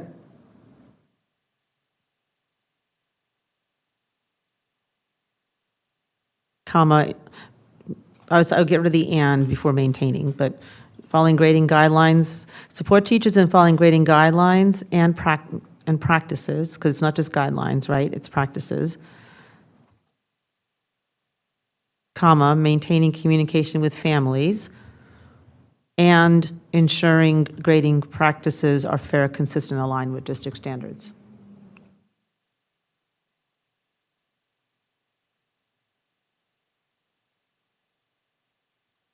And I would just get rid of the rest of it. And I think. Hang on. Okay. Thank you. Anything else? Anyone else want to make a comment or ask a question about the terminology on the screen? Ms. Marin? Well, it still doesn't meet my comment about that regular families won't know what this means. I mean, it doesn't mention, the principals who do the work. So, but I never proposed this section anyway. I think it's very. Well, I was going to ask that question. So I don't think it's necessary, and I would much rather let this continue and get to the actual meat of the policy. So to that point, if I can ask this question, I don't know who proposed responsibilities to begin with. That's not a standard bullet in other policies, correct? It is. Oh, it is, okay, okay. And it's in the equity policy. Okay, so in the interest of trying to get through this, and it could be scrapped altogether later, but for the interest of moving forward, and I hear you, and I guess it's an interesting thing, because when you look on a school website, you will see on a high school site, I believe, the administrator in charge of math. It doesn't say assistant principal. We never use that term. So people are accustomed, I think, I hear you, so would you be comfortable if it was, just move on, you're comfortable with it? Okay, so any other comments about what's on the screen? All right, can we vote on, if you're in agreement with region of school-based administrators, that section, raise your hand. Okay. Looks like everyone, and Ms. Marin abstain? Okay. Okay, now we're on to parents and caregivers. Questions, comments? I'm going to go quick here. Are we all in agreement with that definition? Please raise your hand if you're in agreement with the definition of parents and caregivers. Okay, Ms. Marin? Oh. Ms. Anderson? Can we change that from children to students?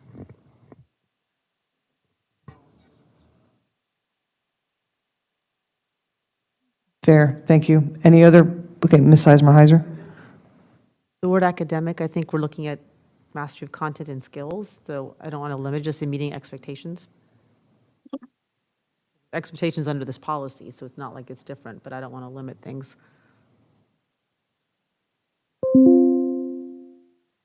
I'm not following. What are you I suggesting? would just take out the word academic and just say meeting expectations. Okay.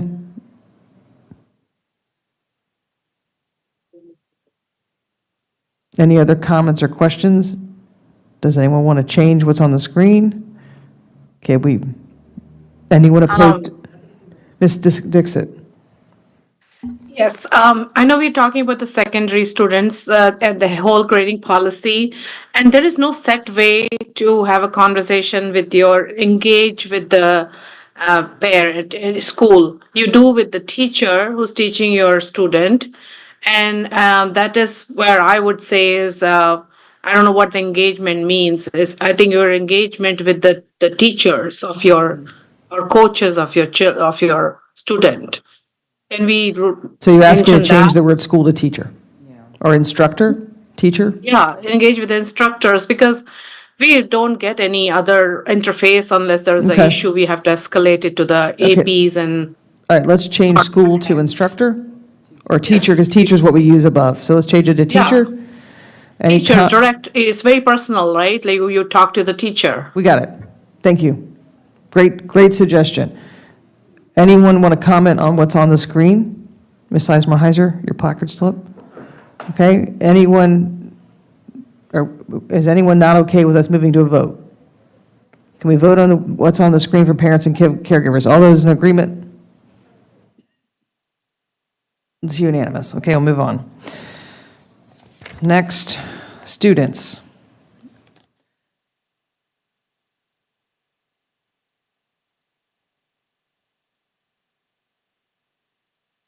Any comments or questions on this bullet? Okay, I see no placards. Can we, those in favor of how students defined, raise your hand. Ms. Marin, Dr. Anderson, Ms. Sizemore-Heiser, it's unanimous, okay. So now we'll move on to requirements for assessment and grading practices. We'll start with gradebook type. Miss Lady? Yes. Was there a vote taken on teachers in central office? I'm sorry if I missed that. I thought we did. We may have bundled it, so do we need to go back and do that, or is everyone okay with how the terms are defined for teachers and central office, leaving it the way it was? I think we're good to move on. Okay, so we're on requirements for assessment and grading practices, gradebook type. Comments, questions? Ms. Marin? Thank you. I'm wondering, given that this is such an important part, that it goes after philosophy in the policy, that we move it up, because this is what people are going to be scurrying to find in the policy. So that's one. Can we pause right there? So yeah, and maybe it should be, or maybe responsibilities, as we just did above, is a subsection of philosophy. That was another, but that's just format to further prioritize this section. Is that something we want to talk about now, or we want to get to the end and then order things? I'm fine to get to the end. Okay, let's get to the And end I and have order some it. other things But I'm anyway. making a note. Okay. Do we, regarding grade weighting, and I just want to make sure, okay, is this all that there is? Because I think I commented on the previous version, which had the 70-30. Did we remove the 70-30? If the clerk could please scroll down. So that's gone, because I would advocate to not state the 70-30. Let's let the regulation figure that out, because indeed it might be different courses have different weighting and whatnot. So that was going to be my recommendation. The reassessment section, if we could please look at that. But again, knowing that I commented on a previous version, I was going to say that it should be broad. It should be more broad. And what is in regulation that accounts for fairness, teacher workload, and best practice in obtaining knowledge and mastery. So I was in favor of, I don't know that I support that first sentence, that students diligently prepare for assessments. I think that the top line item is the superintendent sets a consistent assessment practice across the division. Where are you now? Reassessment. Right? Again, the version I had was a little bit different, but I think the top line message here is reassessment needs to be consistent across the division. And the superintendent does that. I don't think the top line item is that students need to prepare for them. I mean, that could be included, but that is not the most important thing in this section of the policy. What we hear is reassessment is not consistently applied. I had someone email me four pages of what a science teacher had said that high school students had to do in order for reassessment. Okay. My one last thing is pass-fail. We should just add pass-fail here. And that's a way to get rid of the separate policy, because pass-fail is part of this idea of assessment and grading practices. I think it makes the most sense here, and keeping it standalone is not necessary. I hear you, and I've made that note, but I'll comment on, okay, I don't know who's next. Ms. Dixit. Yeah, I just got confused that we were going section by section, and then all were discussing. Now, are you just now going to take input from one board member and then go through the entire document and then section? At least we should have a consistency how we are looking at things here on the. Okay, I think. We went to do 3-4 different things. I was like, what's happening on the Right. screen here? The pages were moving up and down. Right, I think that Ms. I would Marin. yeah. I think Ms. Marin was comfortable sharing all her comments for this section. Yeah, but- I understand, but in the previous part, we I did section by understand. section. We went to one bullet, we discussed We'll that. take them one by So one. could we just be consistent in our own way of working through this meeting? Yes, we're going to talk about gradebook type. We'll stick to gradebook type for now, so let's look at that Thank description. you. Do you have a question or comment about how gradebook type is currently defined? Good with it. Dr. Anderson? Do we typically use the term district or division? Okay, because it says district here, so I'd like to flag that. The other thing I wanted to just flag is all of what is in red is what staff had provided after, I believe, one of the first initial meetings. So they've had an opportunity to chew on this. I am fine with gradebook type being that high-level language, because again, the focus is having a clear understanding of grading practices.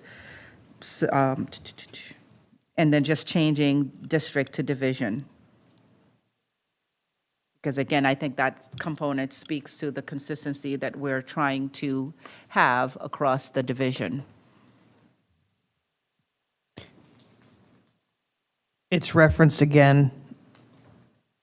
District is in this particular description twice, Madam Clerk, if you can find it both places. Thank you. So we're just talking about gradebook type right now.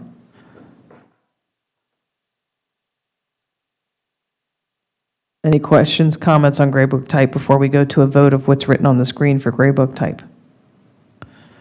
Okay, all those in favor of how it's written on the screen, raise your hand. That's unanimous. We'll move on. Now we're on grade weighting. And I think that, just to summarize Ms. Marin's comments, I think that she agreed she didn't want it delineated as in previous versions, that she liked this particular version. Ms. Eismer-Heiser. I also don't think we should have the 70-30 delineated in here. However, again, my concern is the consistent across the district, because again, as I've been hearing from folks, it seems like we may want to have a conversation as consistent across content areas as opposed to across the district.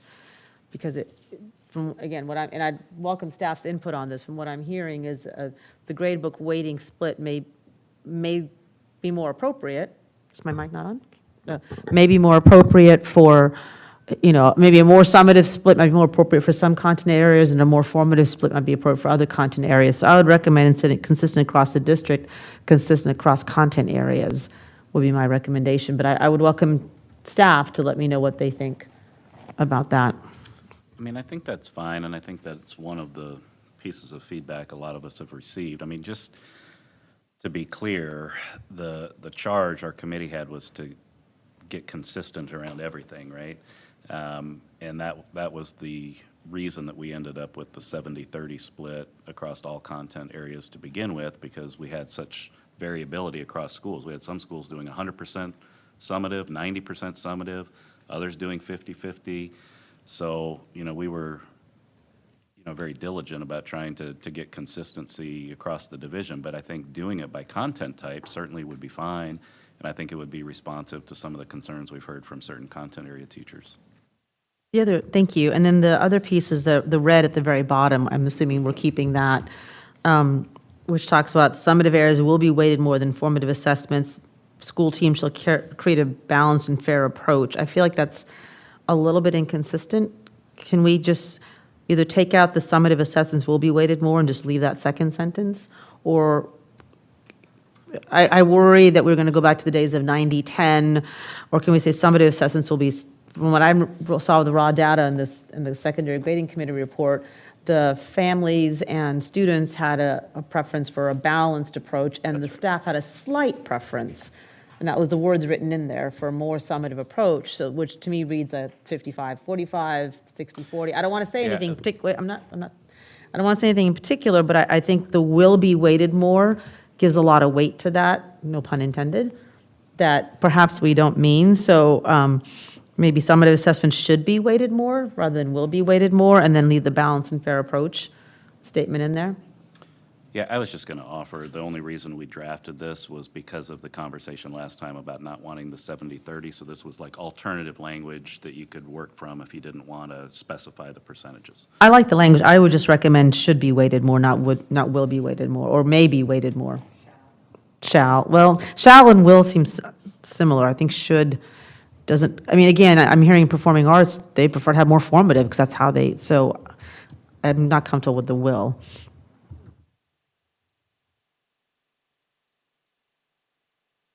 Is that it? Okay. Dr. Anderson. I don't disagree with removing the 70-30, but what causes me concern, and maybe I missed some of the revisions, is that second sentence that says school teams shall create, because we're getting to a piece where now school teams are creating different things, and that is not the place we want to be in. Did I miss the removal of that? No, there's another paragraph if you scroll down. There was parallel language in this green paragraph that's on the screen now. It might be red in your document. That language is repeated there. I would definitely like to strike out any references to school teams, because if we're going to create a consistent expectation across discipline, that means school team and school A are going to do the same thing as school B. As it's worded, it gives flexibility for school teams to be out of sync. And I think that's it for this one. Having heard Dr. Anderson and Ms. Sizemore-Heiser's comments, does anyone else have a comment? Okay, Ms. Sizemore-Heiser? I hear what you're saying, but I think the words balanced and fair approach came from the grading committee, and the raw data was significantly in there, so I'm uncomfortable taking out the balanced and fair approach, and I also uncomfortable taking out the demonstrate mastery in a variety of ways, because I think that's important to mention here.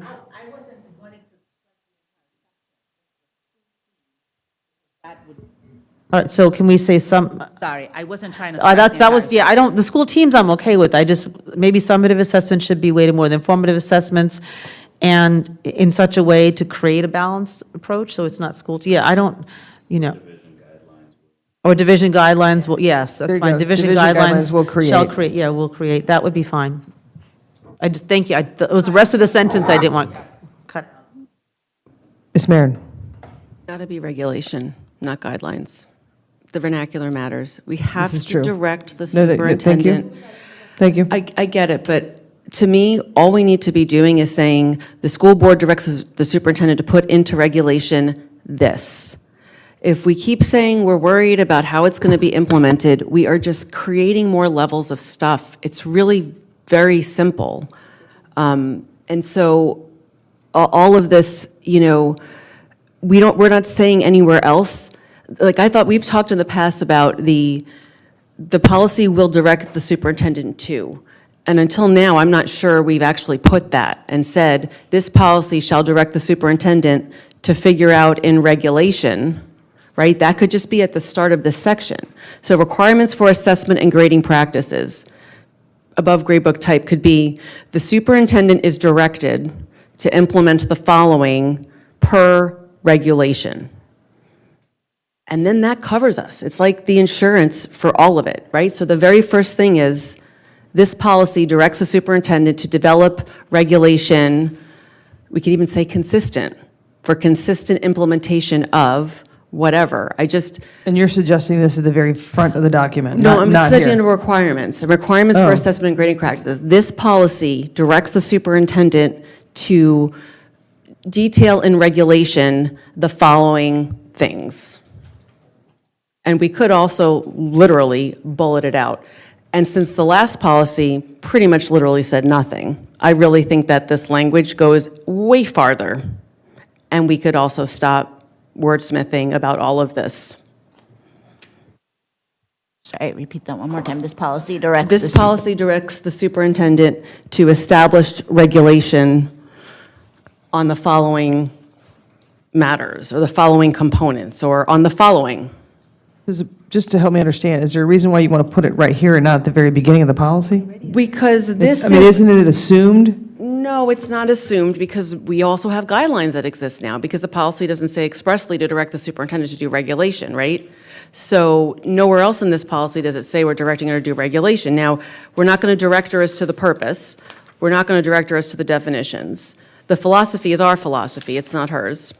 The responsibilities, we are laying those out. Again, really part of the philosophy, so I think that could be a subcomponent. The requirements, this is the stuff that we keep saying we want to be consistent. Okay. In the interest of, does that capture what your comment is? Yes. Okay, so, Then, Ms. Marin, would we get rid of the definitions? I'm not going to say get rid of all of what has been crafted. I don't personally think we need to have all of that, but I'm certainly not going to stand in the way of having it. Okay. But I think that first line above guarantees us that these things will be addressed. I think it would be even more fortified if we said consistent, because that was our number one thing, but I would be thrilled if we could have that in there, that one sentence. okay, we've got a couple things going on here. So we have moved to the top. Going to go back to, and I don't know whose placard's up first, but. Doesn't matter. Okay, Dr. Anderson. Okay, couple of things. One, I see that in the purpose, the third bullet speaks to directing the superintendent to develop and implement regulations for consistent application, et cetera. So I think it already lives there. And two, I am very gun shy of taking away some of, I know that's not your advocacy, but I want to say it, of taking away the definitions, because that is our communication. Because we know that the regulations change at the whim of superintendents. That is not something we could count upon. Whoever likes it this time keeps it in the way, then the next superintendent comes and changes it. The policy is what keeps it under wraps, it keeps it within a certain lane. And so I would not want to push all of the expectations that the board has into the regulations because of its more fickle and frequent opportunity to be changed without any board direction. And I think we've been there before. We've heard the past board talk about how the regulations have changed under the grading without any notice. And so I don't want to remove the opportunity for us to cement what the expectations are in the policy. I appreciate what you've just shared, but I think that's redundant because it's already under the purpose. Ms. Sizemore-Heiser. I think if we're going to have that sentence, it should be under the purpose, but I think that's the job of the superintendent, is to implement all policies, so I think it seems odd to call it out here in particular, because that's literally her job, is to put policy into regulation and implement it. So, but, I mean, if we're going to do it, I think we should just put at the top under purpose to say, the purpose is to establish a policy, blah, blah, blah, and direct the superintendent to establish regulations based on this policy. Otherwise, we're telling it to establish regulations on this section and might be missing something else in another section that needs a regulation. Doesn't make sense here. So what I'm hearing is that two of my colleagues feel that this emphasis on the direction of the superintendent to establish a consistent policy lives in purpose, not here. Ms. Mayor, would you like to comment? Yeah, thank you, Dr. Anderson, for pointing out that it is in the third paragraph of purpose.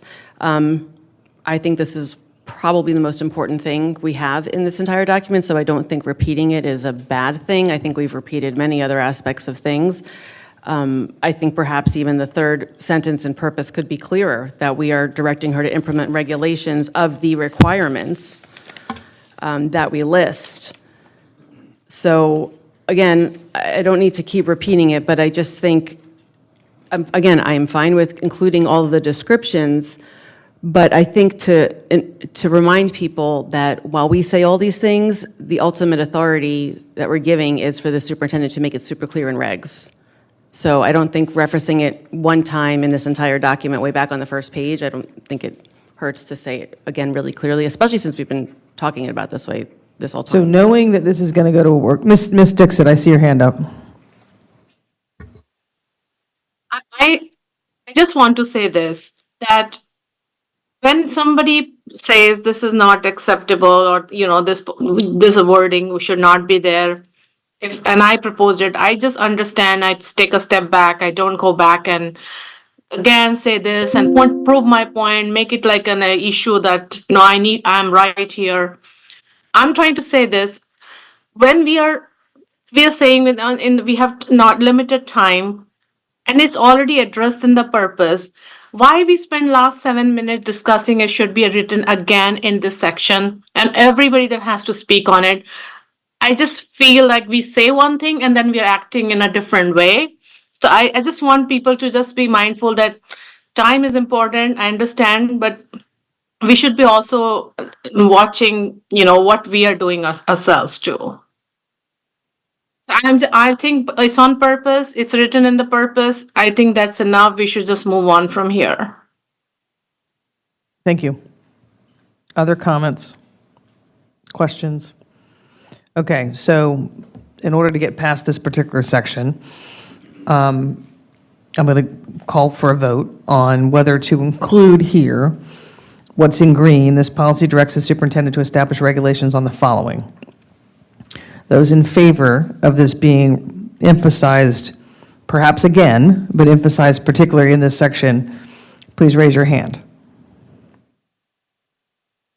Okay, those opposed? Okay, so Ms. Marin was for, Ms. Sizemore Heiser, Ms. Anderson, Dr. Anderson, and Ms. Dixit were opposed. I'm abstaining from that. So at this point, we'll eliminate it. And now we're going to go to gradebook type. If we can, go ahead and do a vote on gradebook type, or did we do that? No, may I? I'm so sorry. Can I ask? There was another section, I can't find it, where I thought it made sense to refer to regulations. One of you raised it earlier, I just can't seem to find it. It's, if I may, I believe if we raise the screen some, it's in the paragraph that follows. Nope, other way, sorry. Right there. It sort of, go up a little bit, all the green, please. We said, he said division policies, and we changed it to regulations. No, thank you. So it it's is been there. addressed. Thank you. Okay, so, Ms. Lady, you did take a vote on gradebook type. thank you. Gradebook type is done. Grade weighting, which is what we're working on now. So we're going to have, is it possible to show all of grade, are we in agreement that we can eliminate the what has been marked out of paragraph 1 and 2? Can I ask for consensus on that? Can you scroll back over, Madam Clerk? Okay, Ms. Sizemore Heiser? Eliminating what's marked out in paragraph 1 and 2 of grading so we can look at it close together. And I'm sorry, where is UDL? It's in the second part that was marked Can we out. agree to the first paragraph then? All those specific percentages? Okay, let's remove that piece, please, Madam Clerk.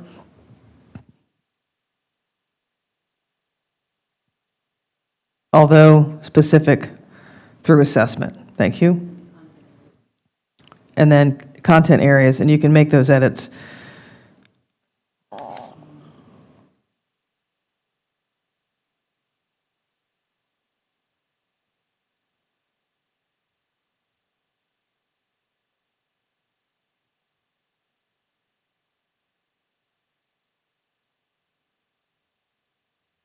Are we deleting that?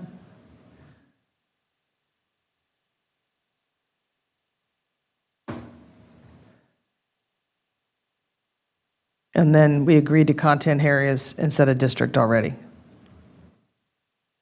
Well, leave it for now. Okay, come back over. Okay, so now, with what's written on, so I'm going to ask questions before we get to a vote. It sounds like we want to talk about UDL. So, Ms. Sizemore Heiser. I mean, I'm seeing my colleagues already shaking their heads. I'm not assuming people are really open to the conversation, but I just don't think we should take that out when we're trying to make it a division-wide philosophy, but it's. But this isn't philosophy. I get it, but we're also having philosophical conversations within all of it, to be fair. I mean, we're talking about different things. It's not a hill I'm going to die on. You asked why I was voting against it, and that was the reason why, is I like UDL. I'm sure my colleagues will not agree on that, but I think it's important to name it. But we have the concept of it later on. So. Can you be specific about what you would want to keep? Is it the entire paragraph? I'm just trying to understand. I'm not. It's fine. I think I would just say a balanced and fair approach between formative and summative assessments that recognize the principles of UDL and allow students to demonstrate mastery in a variety of ways. We had lots of conversations about universal design of learning and how we design assessments. We've had conversations about plain language. We've had conversations on native language. Those are all UDL concepts. I think it's important to name that in here without having to name all of those different things, but if two of the colleagues in the room aren't interested in that, then I'll just bring it up to the full board. But that's why I think it's important.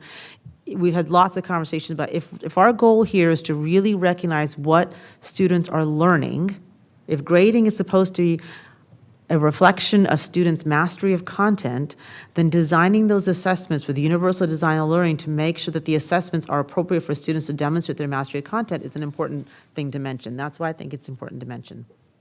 But, I mean, it's up to each of you what you think. Good, thank you. Ms. Marin. Ms. Lady, can you remind me, the text that has been stricken, is that because we voted on it last time?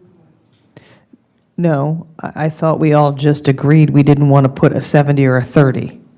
Right, hold on a second, excuse me. Hold on a second. Wasn't it, well, no, it was stricken on what we what was printed, so it was already stricken, Right. and we just removed it. So when did we strike this? Is it through the vote that we did last time? How did this end No, up because stricken? we didn't get this far last time. Those were staff's original recommendations to strike, because we didn't get this far Got it. before today. Well, and then I have to reiterate my colleague's comment from the phone that we've already talked about having fair approaches earlier in purpose. And I mean, I feel like I'm confused now, because are we, again, going to re-litigate the things in each section or not? So you're saying you're comfortable with eliminating that paragraph regarding Yes, UDL? otherwise we're again making the case for all the things we've Okay. already made the case for. So let's just be consistent, and also consistent in our meeting practice, please, as Ms. Dixit had asked for.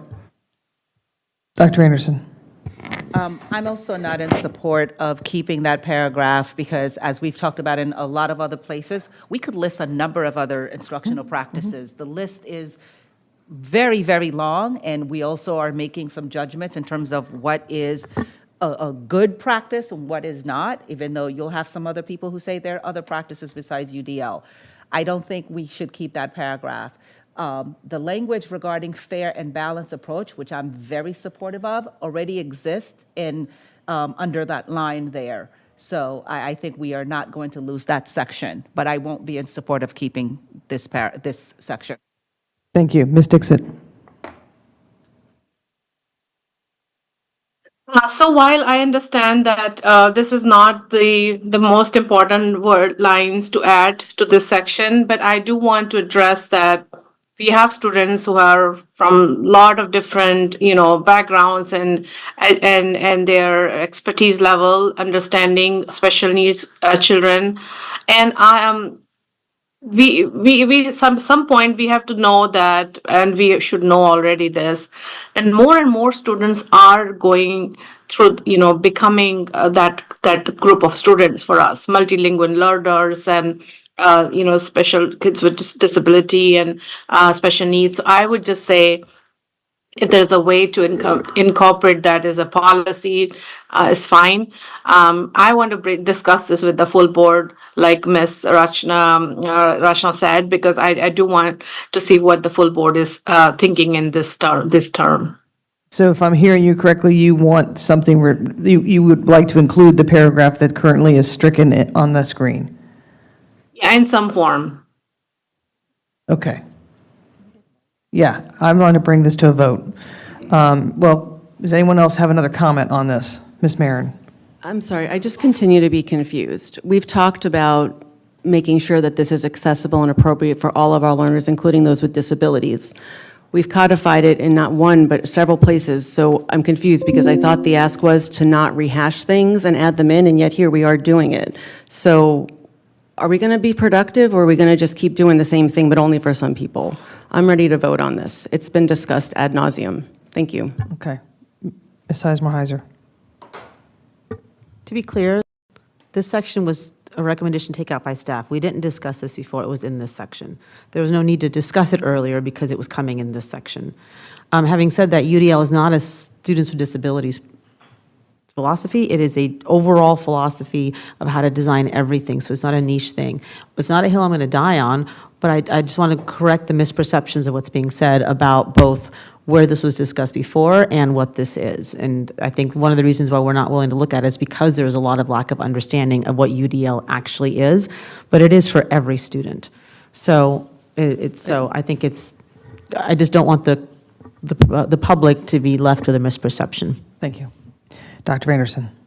Just a quick question to Dr. Presidio. This is a section that you had recommended and then you have removed. Can you speak to why you've removed it? Well, I mean, that's a great question. We were asked to go through and just take a look at the policy and offer some general thoughts and feedback about any of the language. It looked like there was an awful lot of information in this one particular section for grade weighting.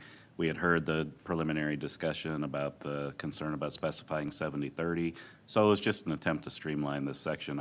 I will say, to Ms. Sizemore-Heiser's point, though, UDL is fundamental to everything that we're doing right now.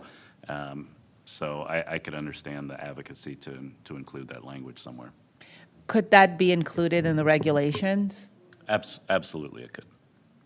I think I would definitely support adding UDL in the regulations.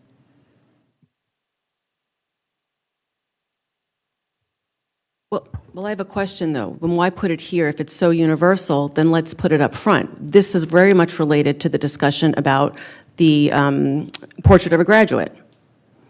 And I do know that Universal Design for Learning is not only relegated to students with learning disabilities.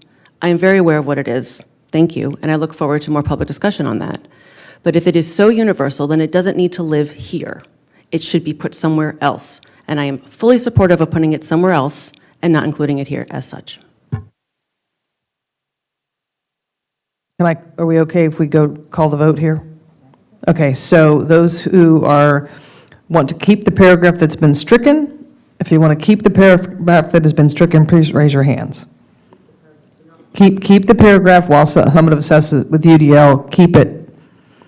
Ms. Dixit and Ms. Sizemore-Heiser. If you want to eliminate it, please raise your hands. Ms. Marin, Dr. Anderson, myself will eliminate the paragraph on UDL. So now, any more comments regarding what's on the screen for grade weighting?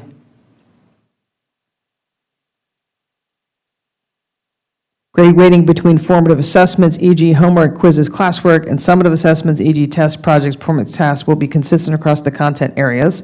Summative assessments should be weighted more than formative assessments. Division regulations shall create a balanced and fair approach between formative and summative assessments that allows students to demonstrate mastery in a variety of ways. Ms. Marin.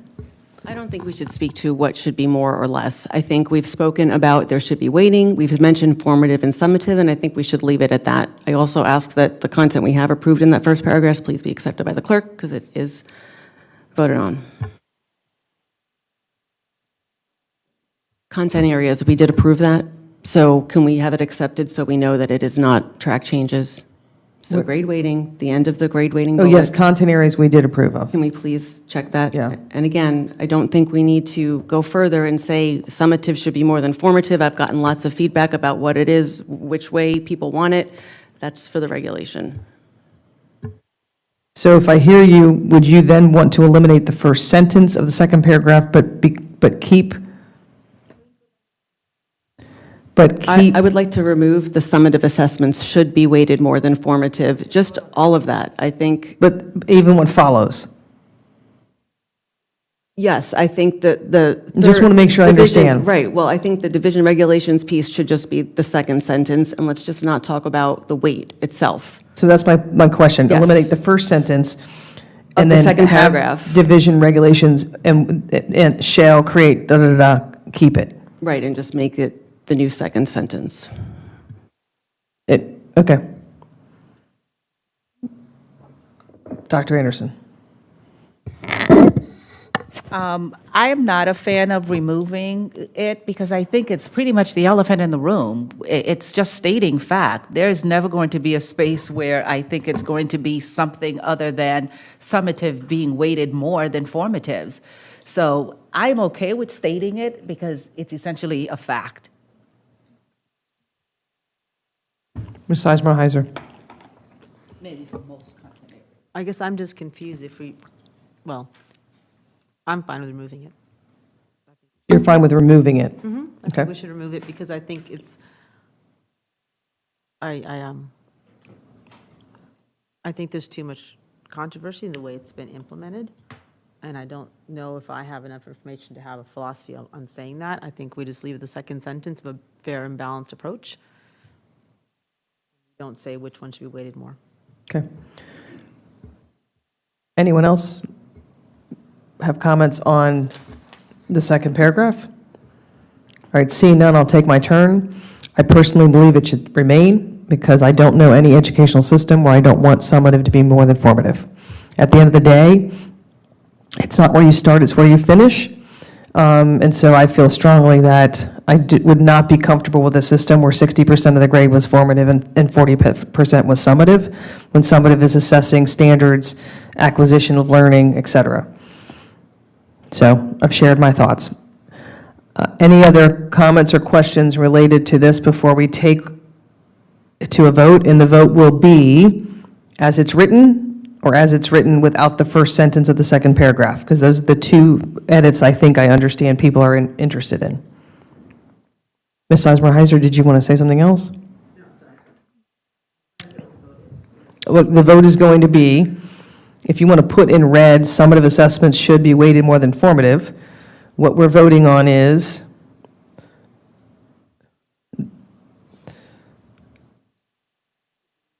keep it in or out, right? I mean, I think we're in agreement with grade weighting and the rest of the sentences. So I don't think, well, let's start with that. Not talking about the sentence in red. Are we all in agreement with everything else under grade weighting as it is written on the screen? Okay. That's 4 of us here. Ms. Dixit as well, so that's unanimous. So now we're going to vote on if you want to eliminate summative assessments should be weighted more than formative assessments, please raise your hand. If you want to eliminate that sentence. If you want to eliminate that sentence, please raise your hand. So I see Ms. Sizemore-Heiser, Ms. Marin, and Ms. Dixit. If you want to keep it, raise your hand. Dr. Anderson and myself, it will be eliminated. Well, it's consistent. Okay, so we are now on to number of assignments.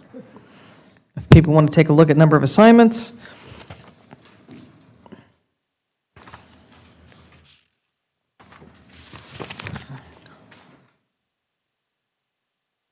Anyone have a question or comment on how that is written on the screen? And changing families to parents/caregivers, please.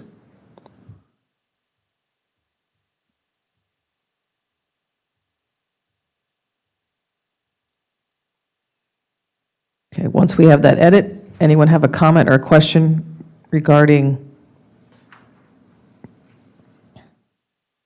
number of assignments and how it's written?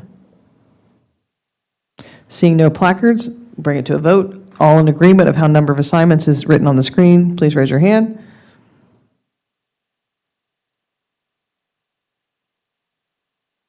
Ms. Marin, Ms. Sizemore-Heiser, Dr. Anderson, myself. Ms. Dixit, how do you vote on number of assignments?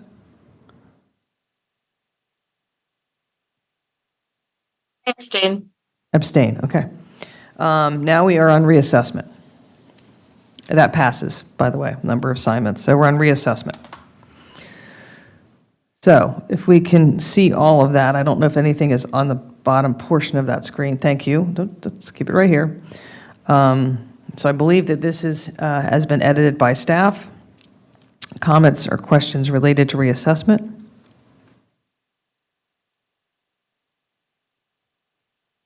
Dr. Anderson.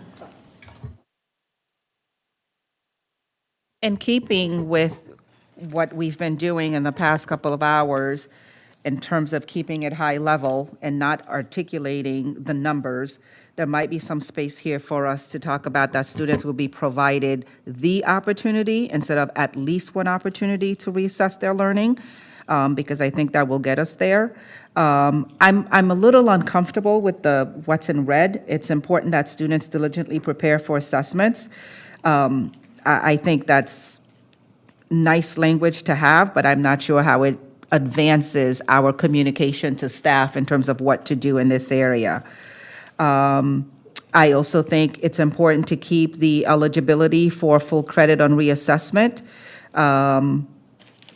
And the last paragraph, I think, is not necessarily here. That can happen in the regulations. I'm sorry, the last sentence that starts with reassessment is available to students.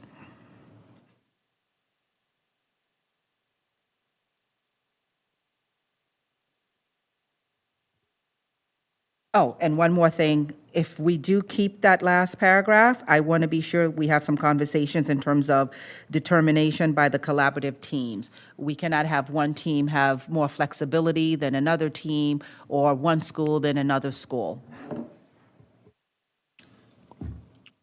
Ms. Marin, I think, was up next. Thank you. We've got to include the word consistent here. And that might be something for us to go back through. And again, like we're identifying these global ideas, but we've been in the weeds now, so do we come back up and make sure, like, does purpose really say now the level of consistency? It says to establish a policy that's consistent, but again, I think really saying the reassessment practice must be consistent is very different from saying way back 3 pages, oh, it's got to be consistent. And this was, again, why I was saying maybe if we have the thing, up front. But I agree the first sentence is not appropriate. I think the first sentence needs to be reassessment practice must be consistent across the school division per the superintendent's regulation. I guess I just don't see it as a bad thing to reiterate consistent and regulation. And again, I could reserve my review for when we bring it to the board and really analyze it, but if ever there's a place to repeat something, it's right here, because we know that this is such a source of angst for both our students and our staff. Thank you. Ms. Sizemore-Heiser. I actually think that first sentence needs to be in there because it's a policy. We're giving our guiding information to staff, and I think that's important to say, reassessment practice should be consistent, I agree with, but also it's important for students to diligently prepare for assessments. This is what, the 70-30 and the 100% reassessment are the two main things I've been getting a ton of feedback on from across the county. And the 100% reassessment, I'm hearing from teachers, families, and students, negative feedback from all groups.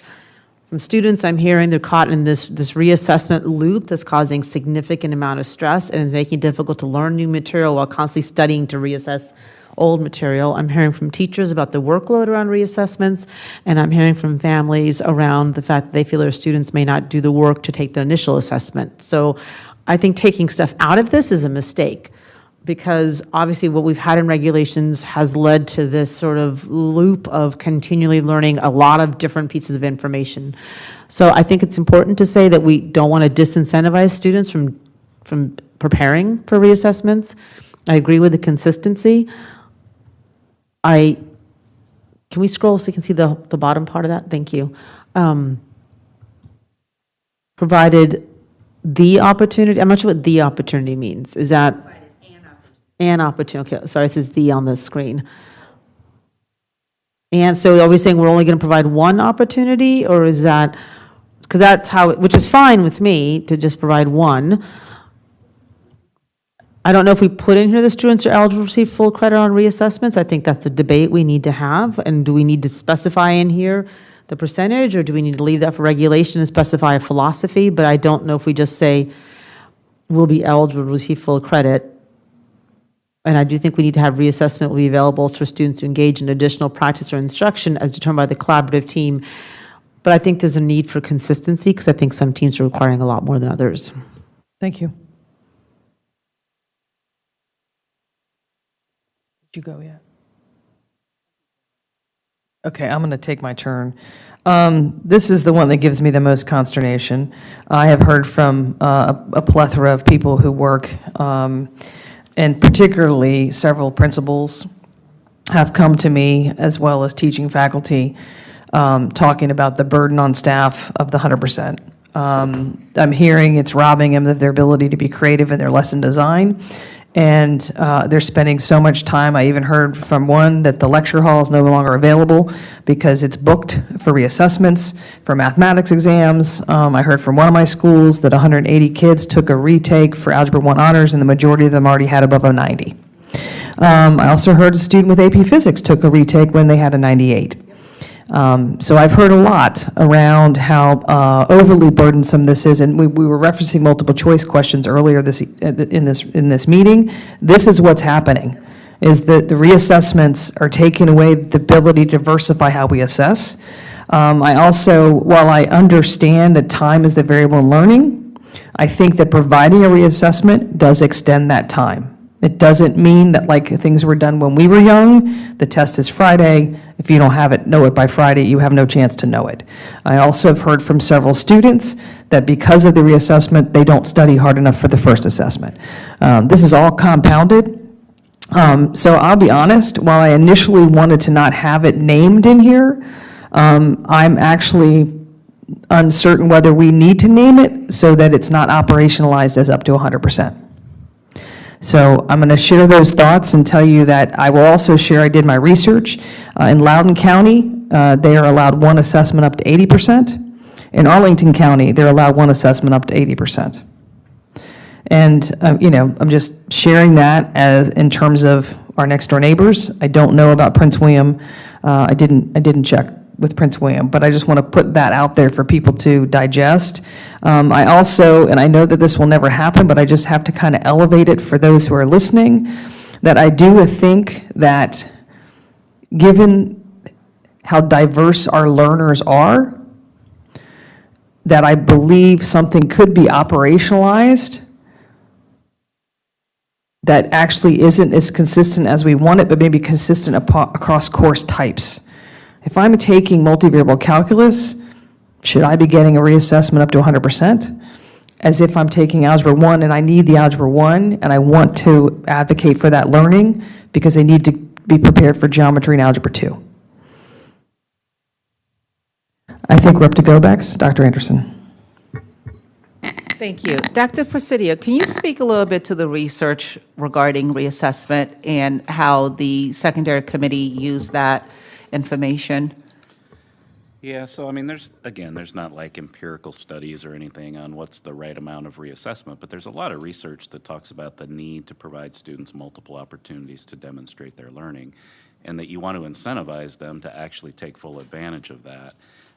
So setting an arbitrary cutoff, be it 80, 90, 70, whatever it is, it's hard to figure out how that would incentivize students who are working really hard to demonstrate their mastery.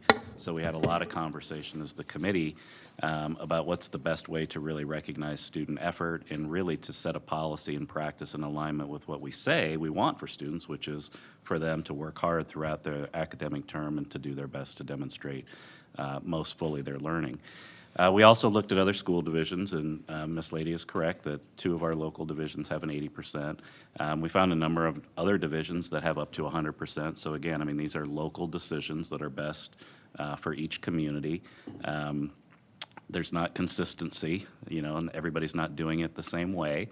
The committee had a lot of discussion on this. Students and parents advocated very strongly in the focus groups, and we did 70 focus groups. I know that's not everybody in the school system, but we heard from a lot of different stakeholders. Students and parents felt very strongly that 100% was the right policy.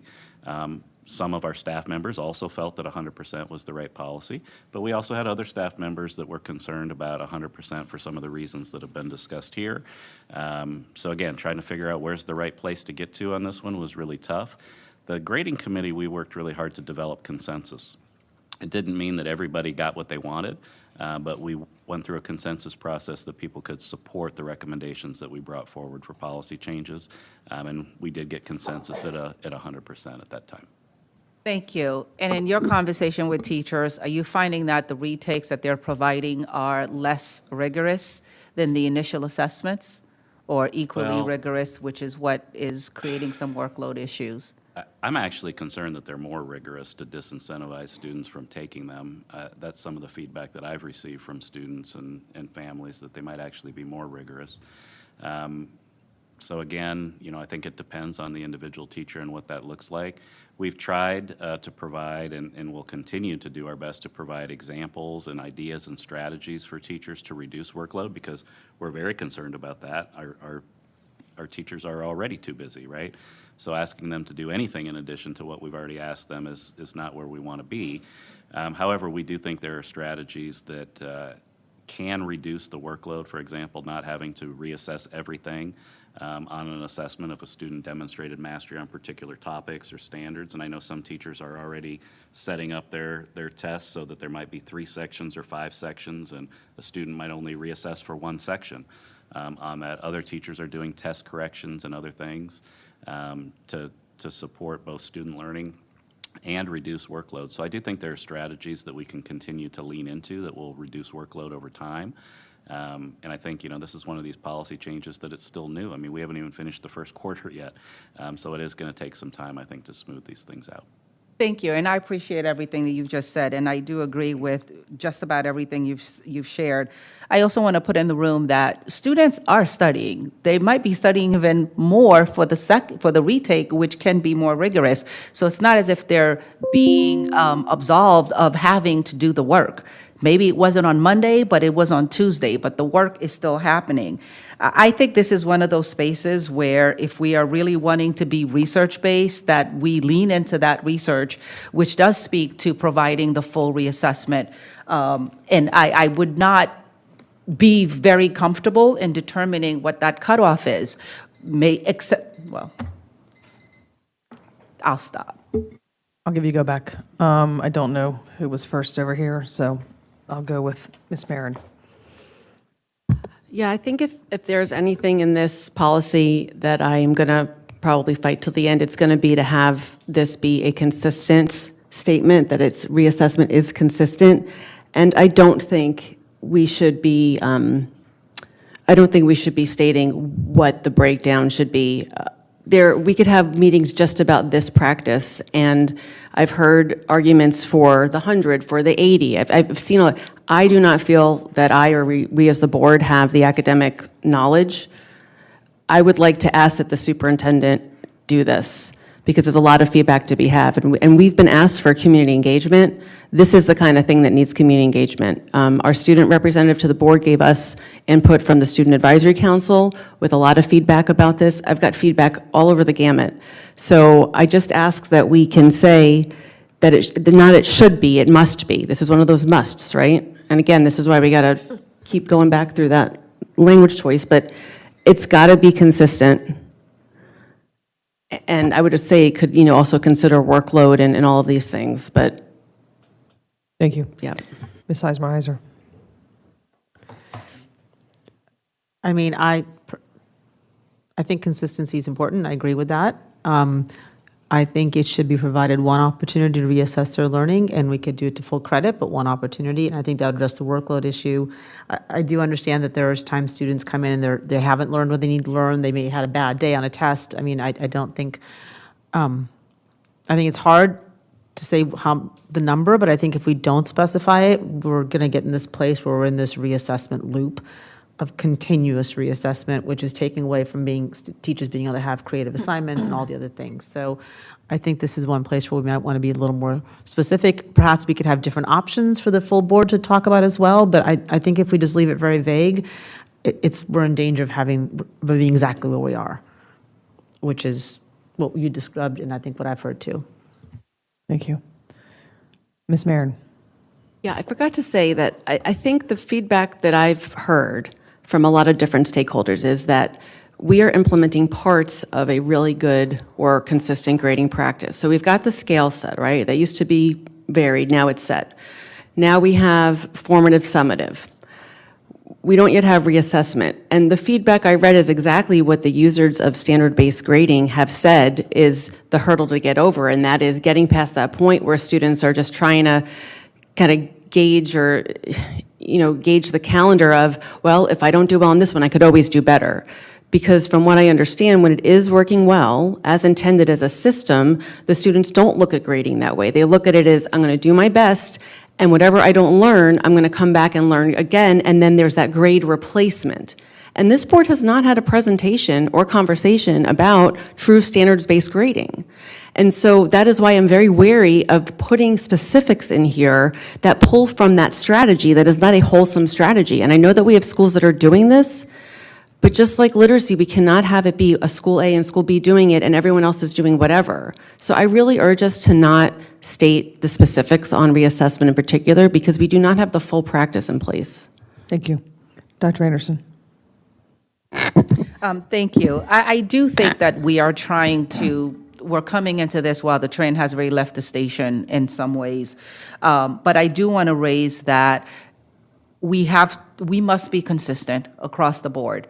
We don't have that full breadth of knowledge in terms of the entire scope of grading and assessment, and I'm not sure we're going to achieve that before this policy is put in place.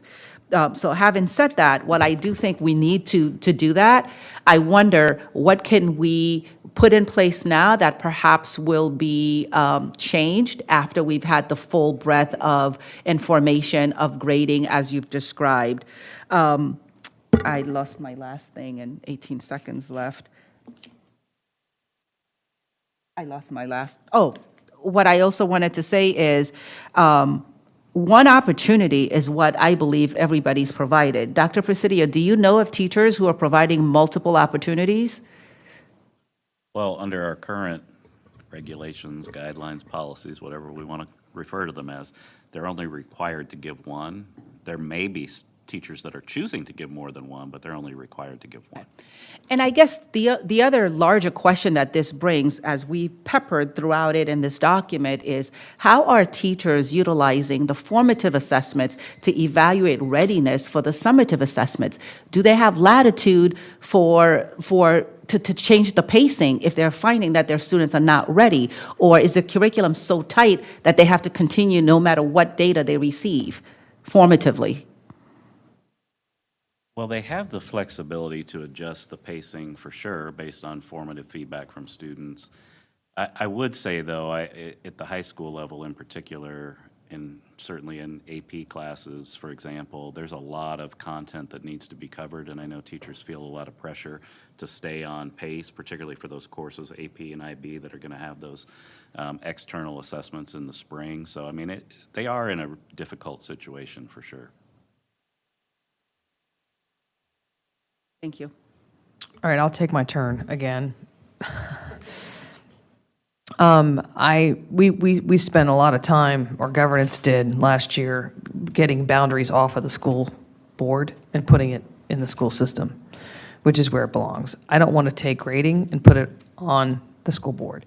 And for that reason, I am most comfortable in this section saying that reassessment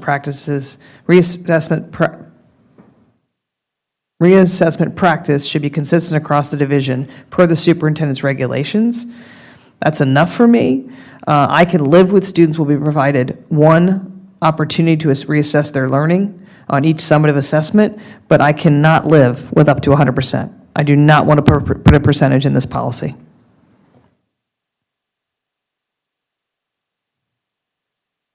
Ms. Sizemore-Heiser. A clarifying question then for you. Does that mean, would you like to take out the students will be eligible to earn full credit? Because that's. Yes. Okay, I just want to make sure that's what you're saying. So just to clarify, what you're recommending is the first two sentences, and that's it? Or just take out I'm just trying to understand the full credit piece of it. I'm okay with just the first two sentences, because I agree with Dr. Anderson that while I do believe reassessments should be available only to students who engage in some type of additional practice or instruction, I don't know how we're going to come or consistently be able to define what that effort looks like, because, and if we're not comfortable with the word collaborative team, then I'd rather remove that sentence altogether. Dr. Anderson. Is it your proposal to remove that students will earn full credit? Yes. What would they earn?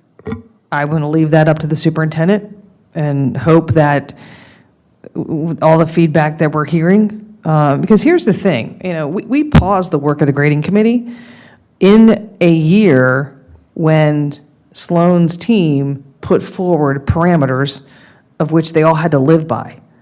Right? So it's almost like we're in a pilot this year around parameters of what we've asked everyone to be consistent on.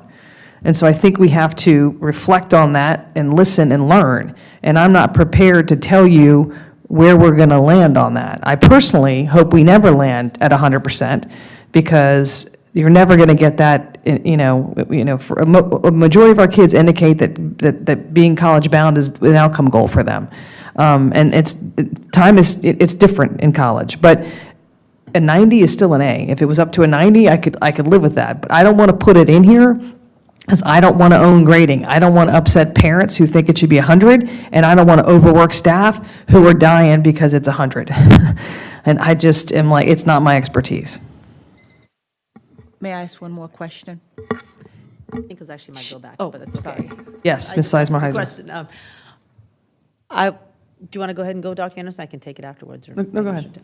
So I mean, I'm fine. I hear what you're saying. I don't disagree with you. I think the reason I was leaning towards more prescriptive here is just because of the sheer volume of what I've been hearing around the concerns from so many different areas. I mean, from special ed parents who are really concerned about the 70-30 split and how difficult it's been on their students to have to take these high-stakes multiple choice tests. But I hear what you're saying, and I actually generally don't think we should delve into that prescriptive level of operation in a policy. So I can live with just the first, with provided one, not and, because right now it says and opportunity, but I believe you said one opportunity. One opportunity, and then, so the first two sentences, that says one, and then drop the rest of it. I'm okay with that. Thank you. Ms. Marin? I agree with what you said, Ms. Lady, but instead of should, it would be must. I would change that word should to must. Must be consistent. I agree with you. Thank you. Yeah, Madam Clerk, do you want to change should to must? And I think that is sufficient for right now. Thank you. Dr. Anderson? I definitely understand the angst in the room, but as we just talked about, UDL practices being research-based, so is reassessment to a full score. I would not be able to support something that removes that opportunity, because it is not what the research says is good for our kids. And I think we are arbitrarily binding our kids as to when they can be successful on their learning. And I don't think we need to get into that business. Sometimes our students do not get it on the first try. It doesn't mean it's less than. And I know why this conversation has had, because one of the things that I wanted to raise is, should it be that if you already received a 90, which is an A, you shouldn't retest? But I definitely understand the angst with somebody who scored a 50, then bypassing that student because they had the additional turn. I just think we need to really, well, for me, I'm just going to focus more on what is the message we're sending to our students in terms of when they learn content. And I don't think we should bind it by time. Thank you. Ms. Dixit? Hi. So having a student, my own child in high school just last year, and this new program, which Ms. Lady you were mentioning, they were not they did not like it that much in high school students.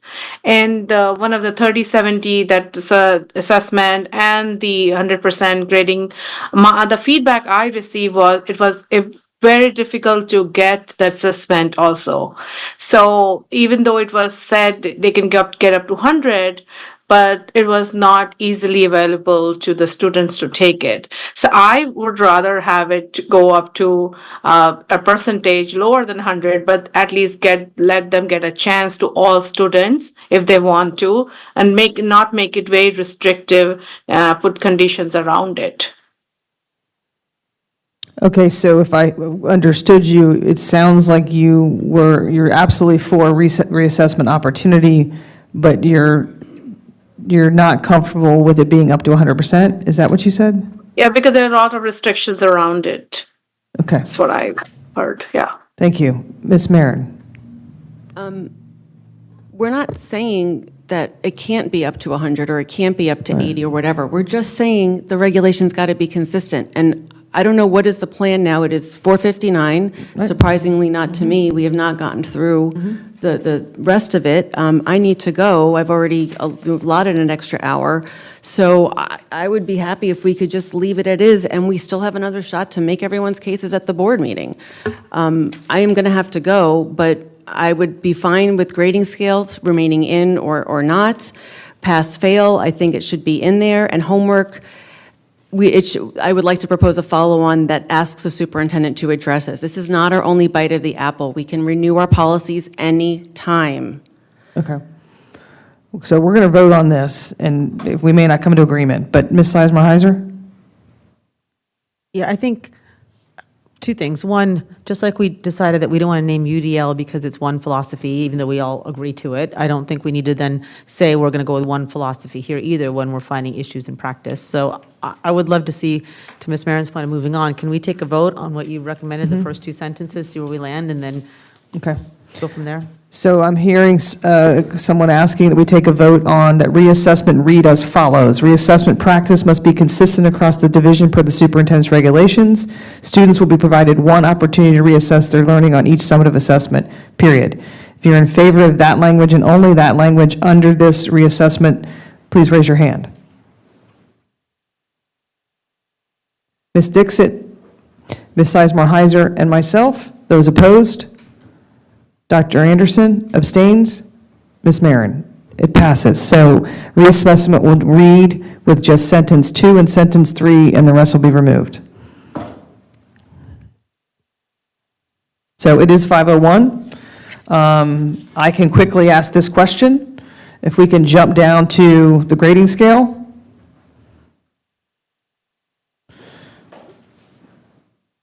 Can I just call the vote? Are people comfortable with how the grading scale is depicted on the screen right there, with the elimination of high school credit-bearing classes, the 100-point letter grade scale, et cetera, and making an F a 50 to a 59 versus, that and a D being a 60 to a 66. So all in favor, raise your hand. Ms. Marin, Dr. Anderson, Ms. Sizemore-Heiser, Ms. Dixit. Okay, that's approved, so you can fix that section as well. So really what we did not get to was the use of a 0. Let me ask this one more question. Yeah, okay. Sorry, go ahead.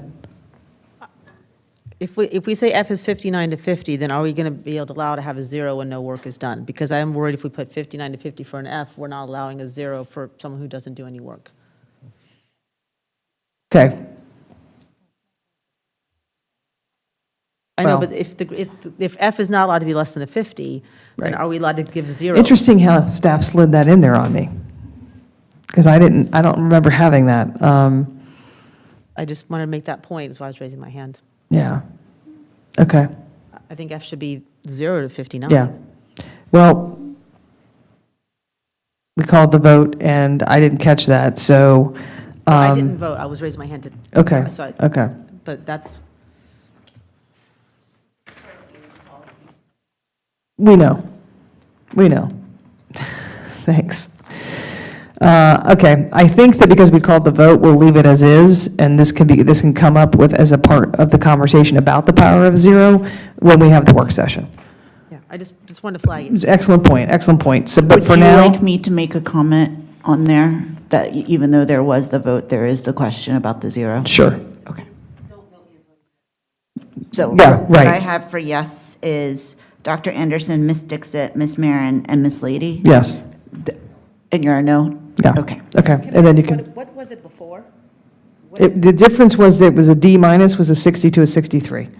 So we're, But it never went all the way to 0, no, it was 59 to 50 because, even though teachers are giving zeros now, well, right? but I think the point is, yeah, I think teachers are giving zeros now, but I don't think any quarter grade is below a 50. Because I think that what we have established is even though we can give a 0, we're not going to give a final grade of below a 50. Because the zeros for an individual assignment. Correct. So I don't think this is a thing to really debate that fully, because we're already in that world where we're not giving a quarter grade of 0. Correct. Nobody gets below an F. Correct, There's no G. right. But it's noted, right? So then when we convene, I think we're going to have to talk about homework and pass-fail. Well, we are supposed to just do a work session on the 12th, but I would love to get through this policy, so I don't know if it's plausible for us to find another time, but Madam Clerk, can we work together and maybe send out some options for folks? Okay, all right, we're adjourned. Thank you. Thank you, staff.